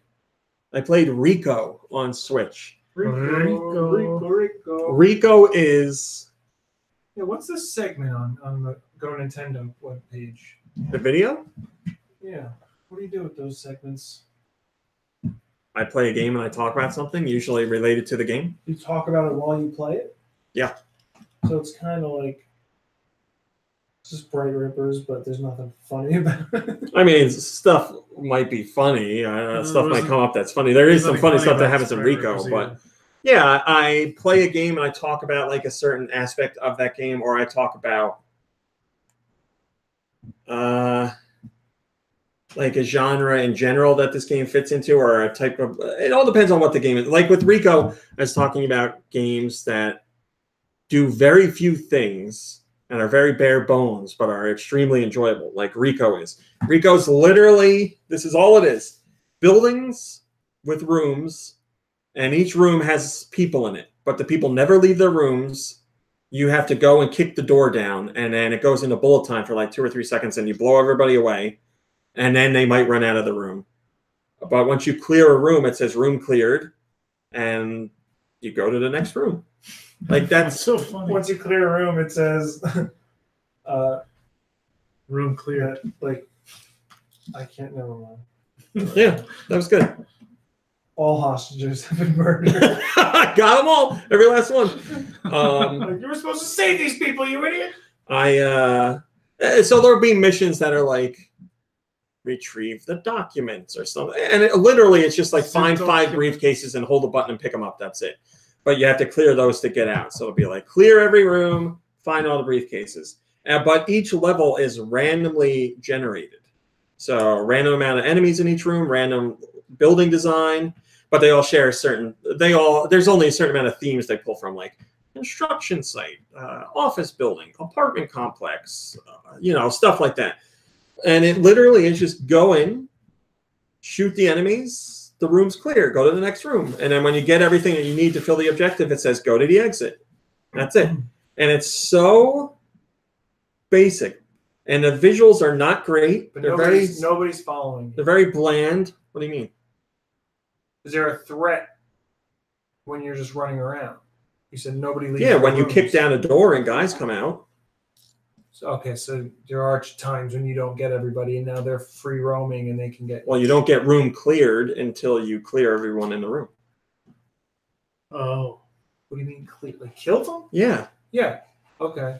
Yeah. So, but now they're. I mean, technically, they're free roaming, and they're you don't clear. Yeah, but that doesn't happen. Like you never like let a guy run away, and he just runs away. The guys always come for you, so they're going to be right there. It's not like you got like a. The only time it happens is like at the end of a level when you get everything. It'll be like, get to the exit, reinforcements are coming, and then guys will come out of nowhere and you got to run. Thank you, Saltine Supreme. Yeah, I've been doing new videos in that style this week, and you guys seem to be enjoying it. So thank you. I appreciate that. It's fun to talk about whatever mechanics and play the game at the same time. It's just harder for some games than others. Rico was fine. Devil Engine is very difficult because it's a bullet hell. So there's lots of stuff going on. But so Rico, like I said, is randomly generated. So like I went into one room in the video and there's 2 guys that look exactly the same. And they're wearing the same exact like man salmon suit. And I opened another door and there were 2 more guys in there wearing man salmon suits. And I'm making note of this while I'm playing. Is it just called salmon? Man salmon. For us, for our friends, it's man salmon. Oh, okay. Kick open another door, 2 more guys that are in man suits, and I was like, God, these twins keep showing up everywhere. And then right as I said that, another guy ran in front of the door in the same exact guy in the same colored suit. I was like, what is this? So they like give him out like his initiation. Well, yeah, they're part of a gang. I guess, but they weren't all wearing that stuff. The best part is the game is better for how, I don't want to say lame, weird it is.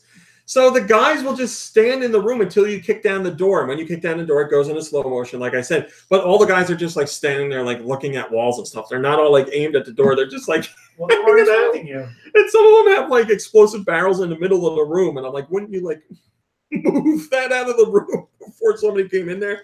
Whatever. But I'm saying a whole bunch of stuff about it that's weird, but it is so ridiculously fun. Very straightforward. Plus, it has motion control aiming if you want that, which I'm very happy to see. And like I said, it's randomly generated, so you can get infinite play time out of it. And you get new weapons. You can buy new weapons and other stuff, too. And it has online co-op, which makes it even better. I really think you should check out Rico. If you haven't seen my video, watch the video to get a feel for what it's like, or watch the trailer. But my video will give you what an actual gameplay session is like. Is there an opportunity for you to go through pistols only? That's how I was playing. Yeah, my gameplay was from the very beginning of the game, so I had like just a little bit of money and I couldn't buy a new gun, so I just stuck with the pistol that it had. And it's a blast. It's a lot of fun. Don't let the visuals fool you. The visuals are very, they're like, eh. What do they remind you of? They remind me of like what era? I feel like saying PS2, GameCube, Xbox is okay. Oh boy! But in some ways, N64. Oh, okay, so it actually gets worse. It's got some weird like cell shading to it. I don't like the visual presentation at all, but the visual presentation does not take away from the fun at all for me. To tell you the truth, it kind of adds to it because the whole game has a very like janky feeling to it. I don't know.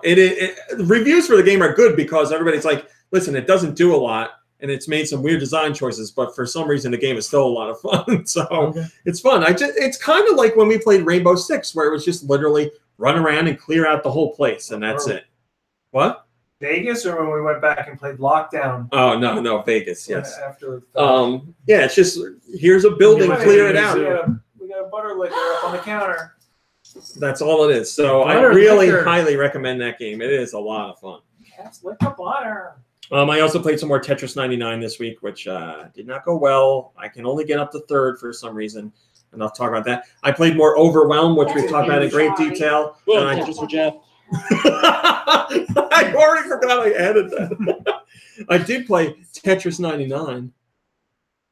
Well, Tetris for Jeff. Which, it's great to just pick up and play for a little bit.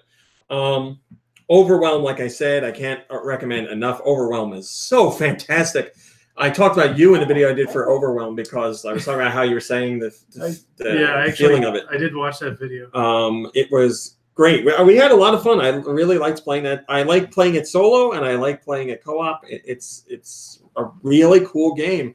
It nails the atmosphere. And in that video, for example, my topic of discussion was realistic graphics versus artistic interpretation. Like, how I feel games that aim for realism might, for me anyway, look great now, but down the road, you never look at those games and you're like, wow, this still looks good. Whereas something like Wind Waker looks very fresh as years back. Yeah.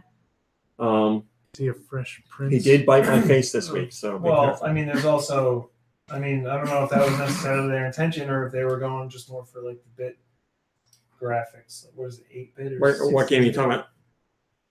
Overwhelm? Yeah. Well, yeah, I don't know. I'm just saying, like, I said there's a whole bunch of reasons the developer could like that style of graphics. Like that, where it's like, I guess they can put the processing power more towards the madness that's going on the screen. Like I said in the video, there's a whole bunch of reasons the developer could like that style of graphics. The developer might think that style of graphics is easy to do.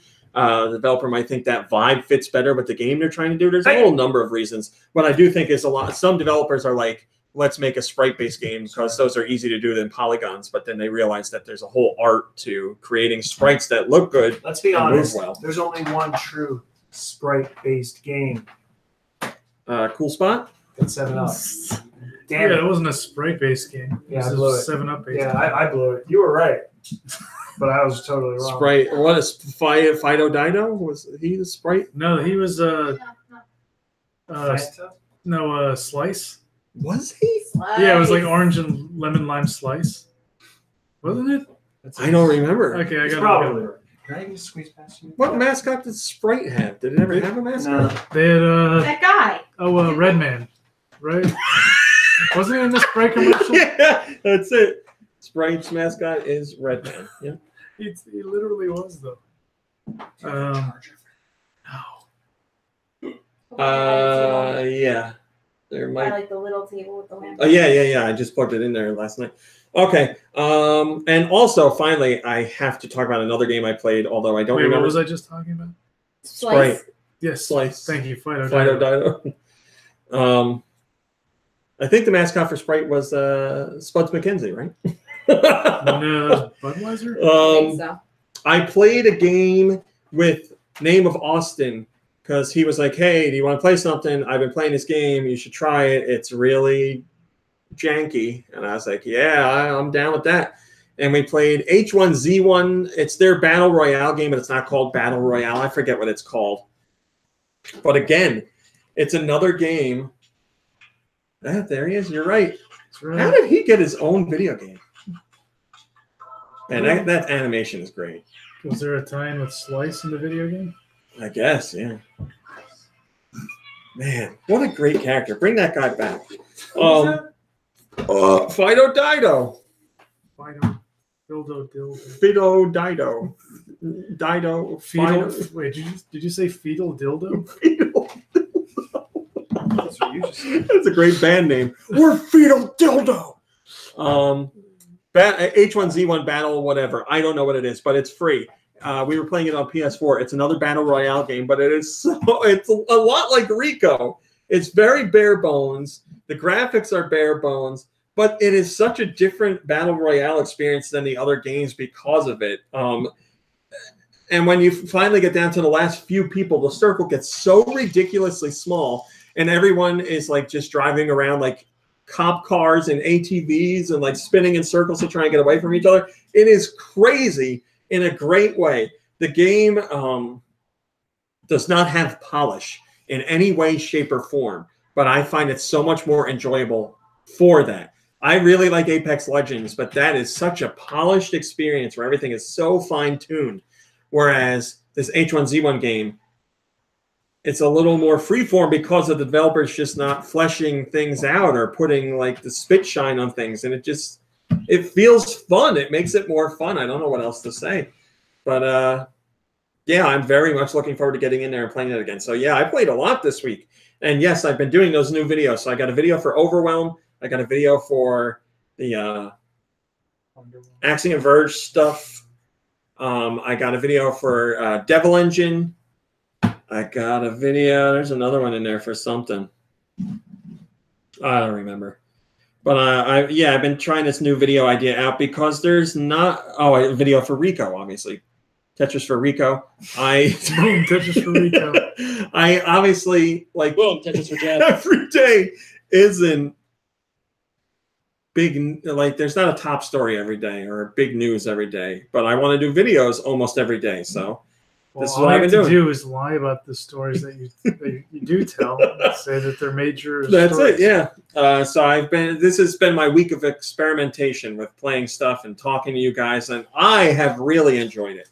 And I'm glad to see you guys in here have as well. So thank you for that support, because I know it's something different. And every time I try something different on the YouTube channel, the subscribers always goes down. But that's how I know I'm doing something right. So monster. they go People down unsubscribe? right away. If I do any video that is any different from what I ever because They do. automatically get told about it and they don't want to see it. So. No, it's like, don't ever stray from what I subscribed for.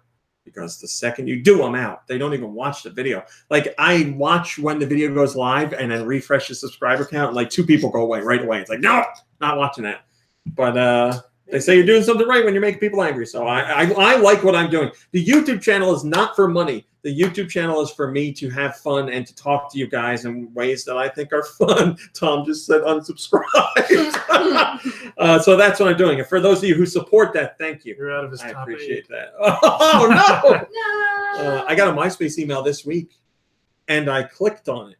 Oh my god. Because it was like, watch the new Avengers Endgame trailer. And I was like, yes, I will. On MySpace? Yeah. Oh, I thought they just like The did. best part was it was just, I clicked it, and it was on MySpace. Like, I didn't even blog realize they page. showed movie Yeah, trailers. they're doing like news, but all they did was embed the same trailer that Marvel posted on their Twitter. So it's just an embed of their tweet. And I was like, oh, well, I watched it on Twitter already anyway. Whatever. I went to MySpace this week. So the big return. I got a MySpace email, and it said, watch the new Endgame trailer. And my computer shut down because I got a virus. How dare you? MySpace is secure. Nobody wants to attack that Virus site because nobody's there. I wonder. I bet they still get a decent amount of traffic. I wonder if the traffic went up when Facebook had their collapse. Like I didn't even know that happened. Oh, this week I knew because I couldn't post a goddamn story on Facebook.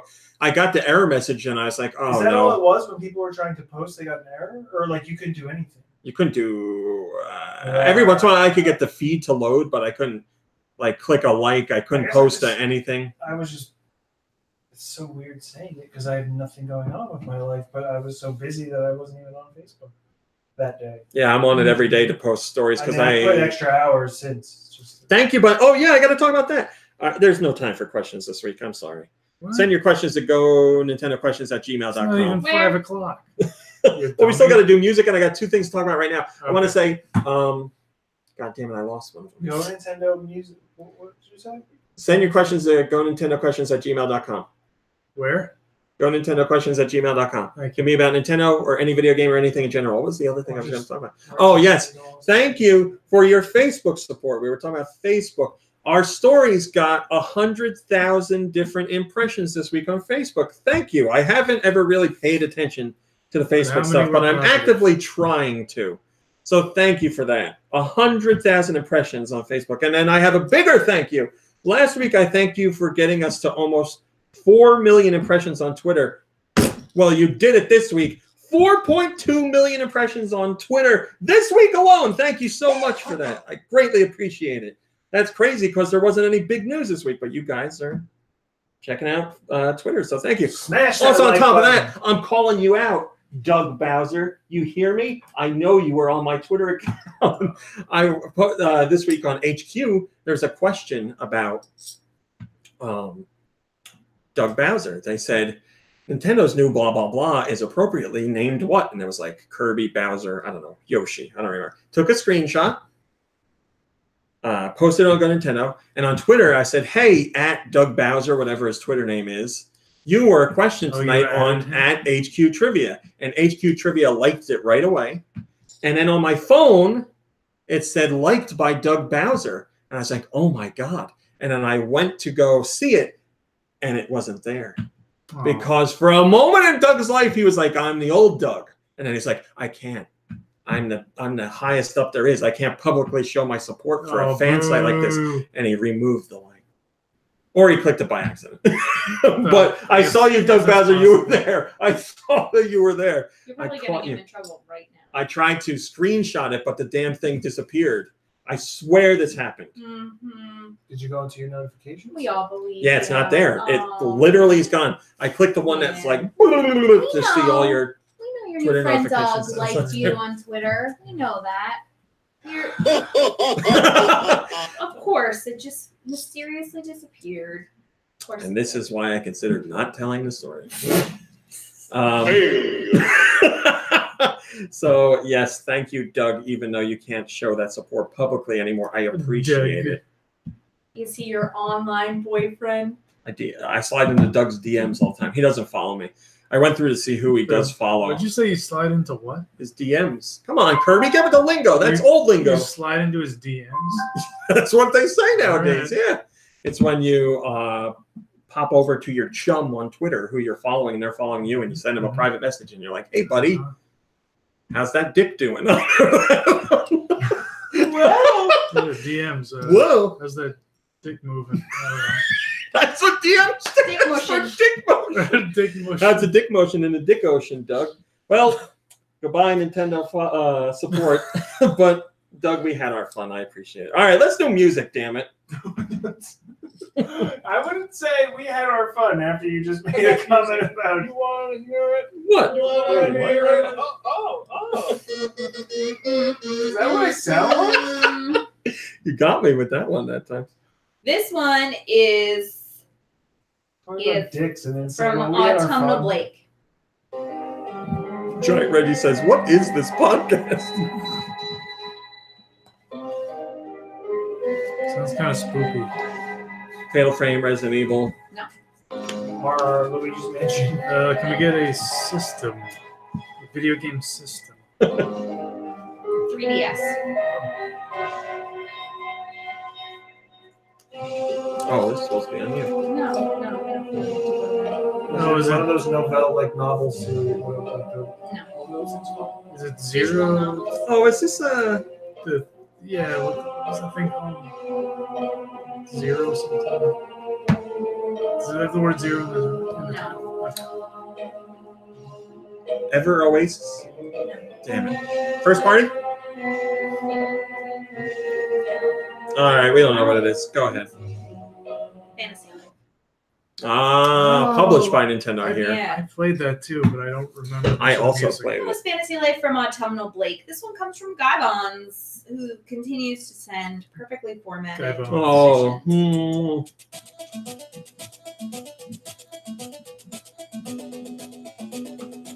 It sounds like the Nintendo Entertainment System.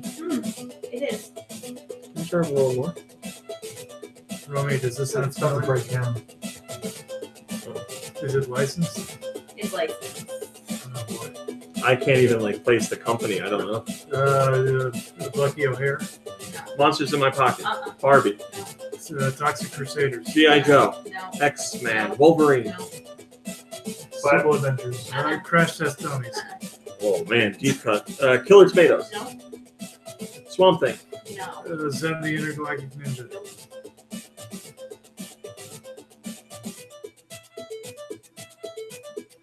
RoboCop.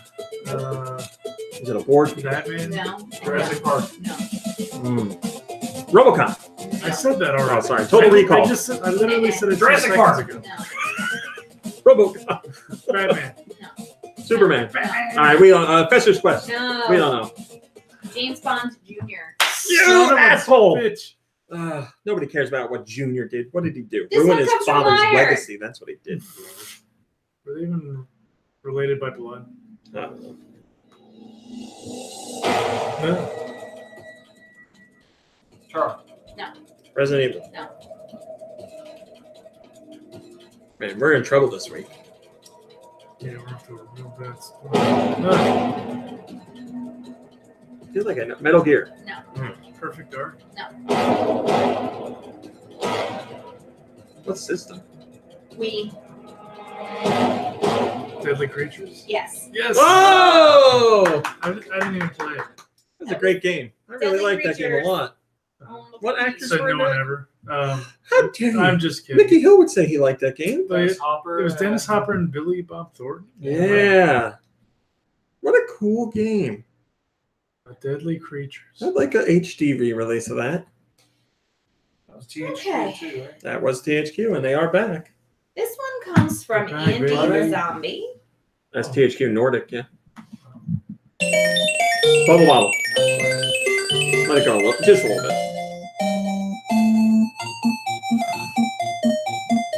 Hey, I got an idea for a game. Let's do a game where we have one song the whole time.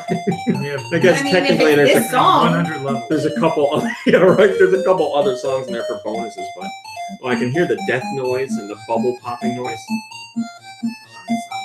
The boss song is pretty good. This is a driving in the car on a nice day song. Tom says Jurassic Park.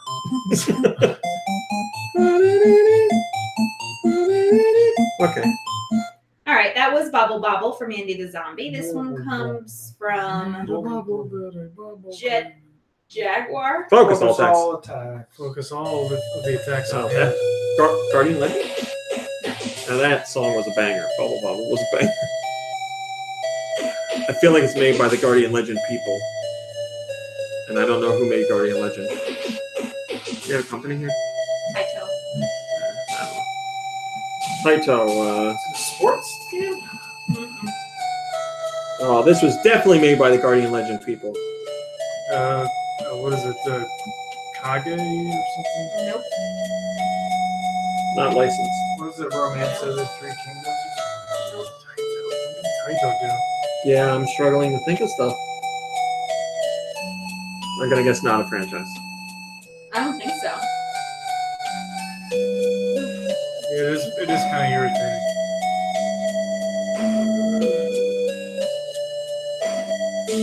I got nothing. I mean, Go ahead, I don't know.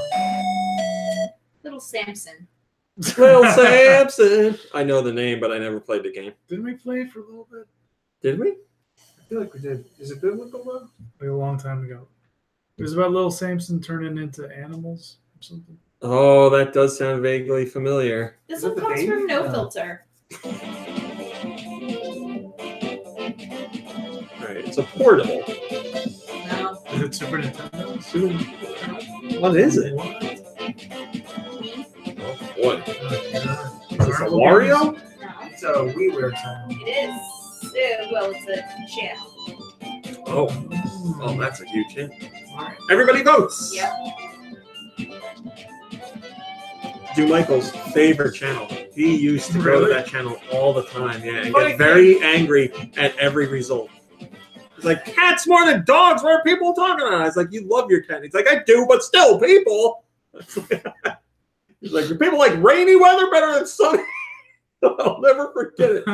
Wait, is that one true? Yeah, they're all true. There's one about going to the beach for the summer and go somewhere else. I remember that Oh, one. like He go was lake so or something, furious the about it. mountains. Yeah. This one comes from Jess I.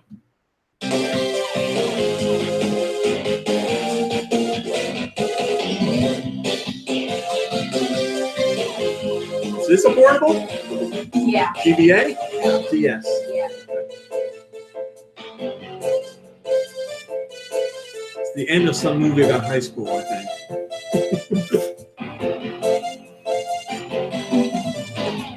It's like high school musical. The movie that hates you. GTA's Chinatown Wars. No.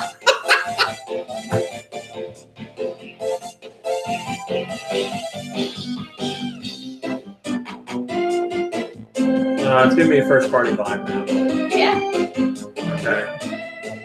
Not a Wario, but it wants to be. Bowser's Inside Story. Rhythm Heaven? No. No, I don't. Not a Mario. Not a Mario. Not a Kirby. Not a Zelda. Not a. Oh, it could be Pokemon? Yeah. Yeah, okay. It's always Pokemon. Goddamn. Pokemon. Pokemon. Black and white. No. Pokemon Diamond and Pearl. Yes. Mm.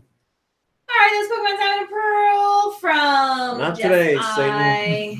This one comes from Blood Ocean 07. Oh, this is 3D World Runner. Yes. Oh man, I used to play that as a kid with the 3D glasses on. I was like, this looks like garbage, but that's how I played it. I like that game. I think that's a fun game. It's kind of very straightforward. Literally, you just run forward Straight. and jump over giant holes, but it's fun. And this is, I believe, a Squaresoft game. Yeah. That's weird. Back when I did. 1987. Well, they were probably just Square. square. Right? Yeah.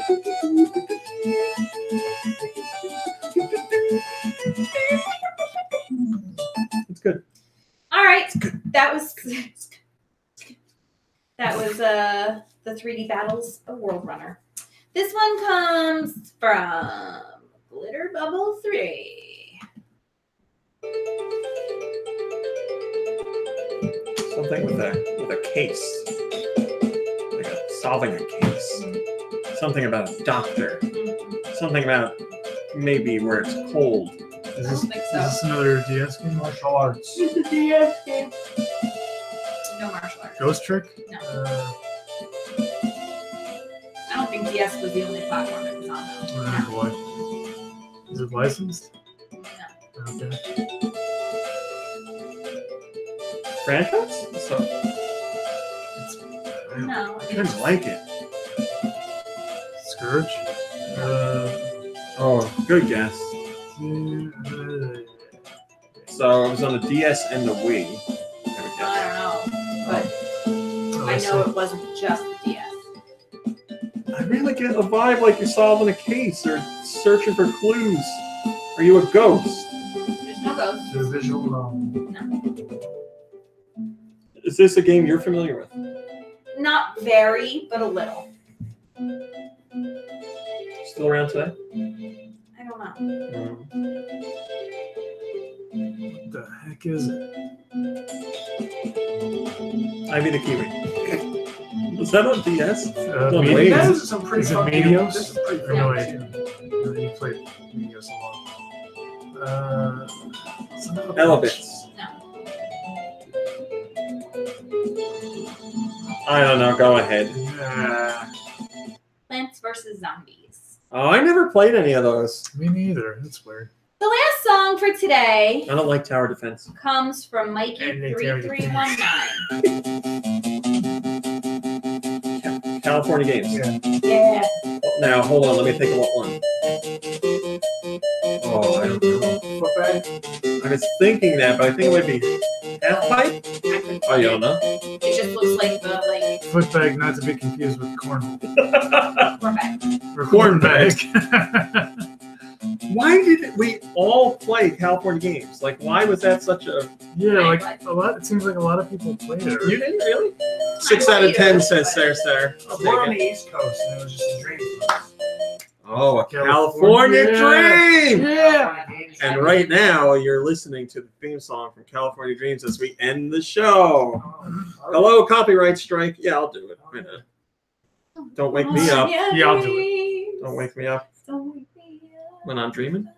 I think it's If I'm If I'm Dreaming. Whatever. You're hearing it now. You know what it's If saying. the person's dreaming. That's right. Hey, I'm going to sleep. But don't wake me up if I'm dreaming.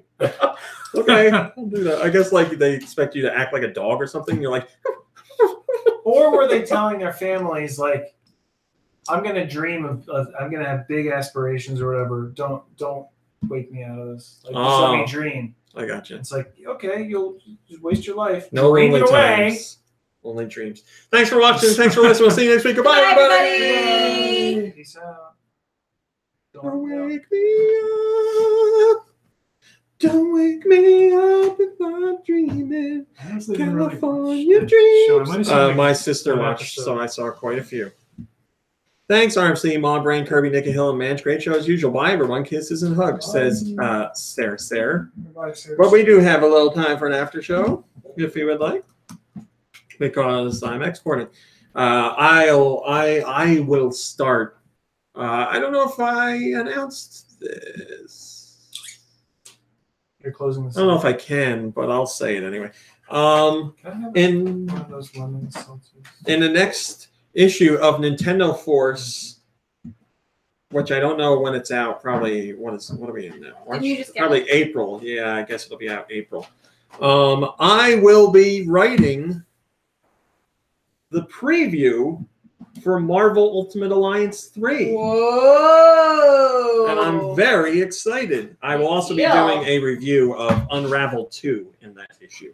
But yeah, I'll be writing about Marvel. I'm very excited for that.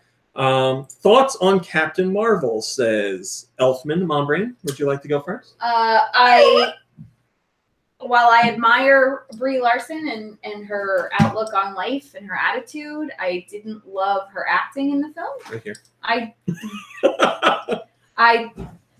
I did, however, really enjoy the way that they portrayed the relationship between she and her best friend, because I don't think that there are an awful lot of stories about women and like intimate female relationships that aren't sexual, yeah. Well, yes, that's true. That aren't sexual, that don't involve drama, that don't involve someone getting married and someone being a bridesmaid or someone in a bad relationship and someone helping her out of it. It was just two women who were best friends and became each other's family. And I think that that's the kind of story that resonates with me and that I think should be told more often. I like the action. I thought it was fun. I enjoyed myself. There was a cat that made me happy. Have a number, please. I also really love Nick Fury, so it was nice to see him, explored a little more. I think I would give it. I mean, it's in the grand scheme of Marvel movies. I'm gonna say it's like a 7.5. It was good. It wasn't extraordinary. That's all I have to say. I kept thinking that the trouble that maybe we were having was just that it is a prequel. So there were characters that we've already seen and we know what happens to them. So it's like, honest to God, for me, that was not an element at all. Yeah.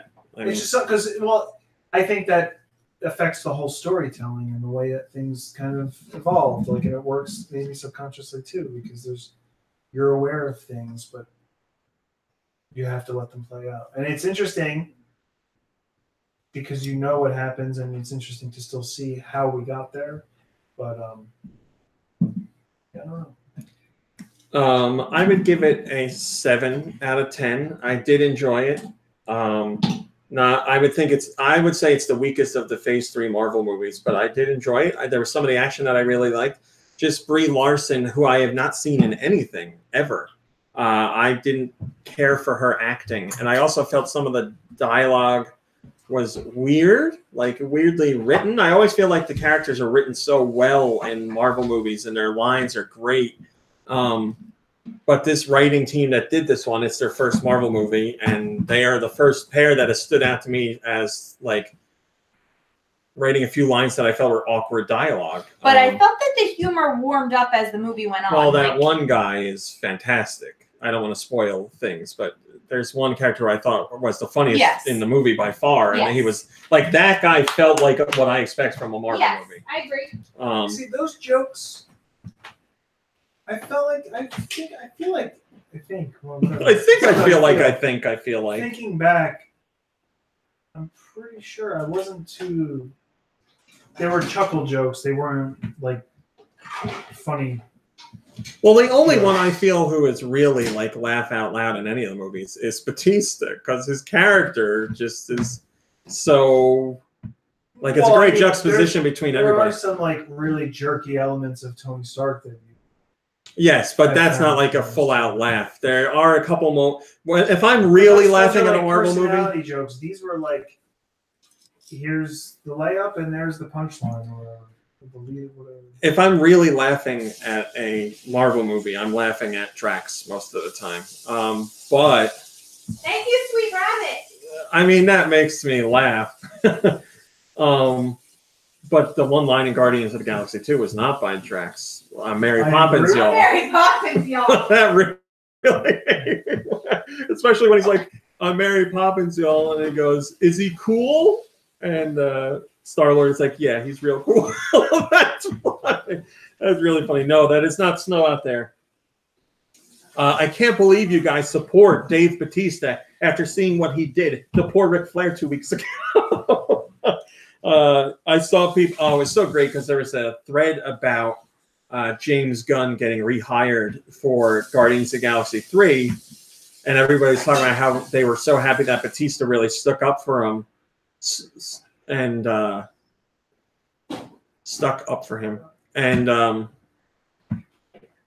other actors in the film did too, but Bautista was really one of the first to come out and do that. And then somebody was like, I can't believe people are supporting Bautista like that when he just beat up that old man, making a joke about Raw and Ric Flair.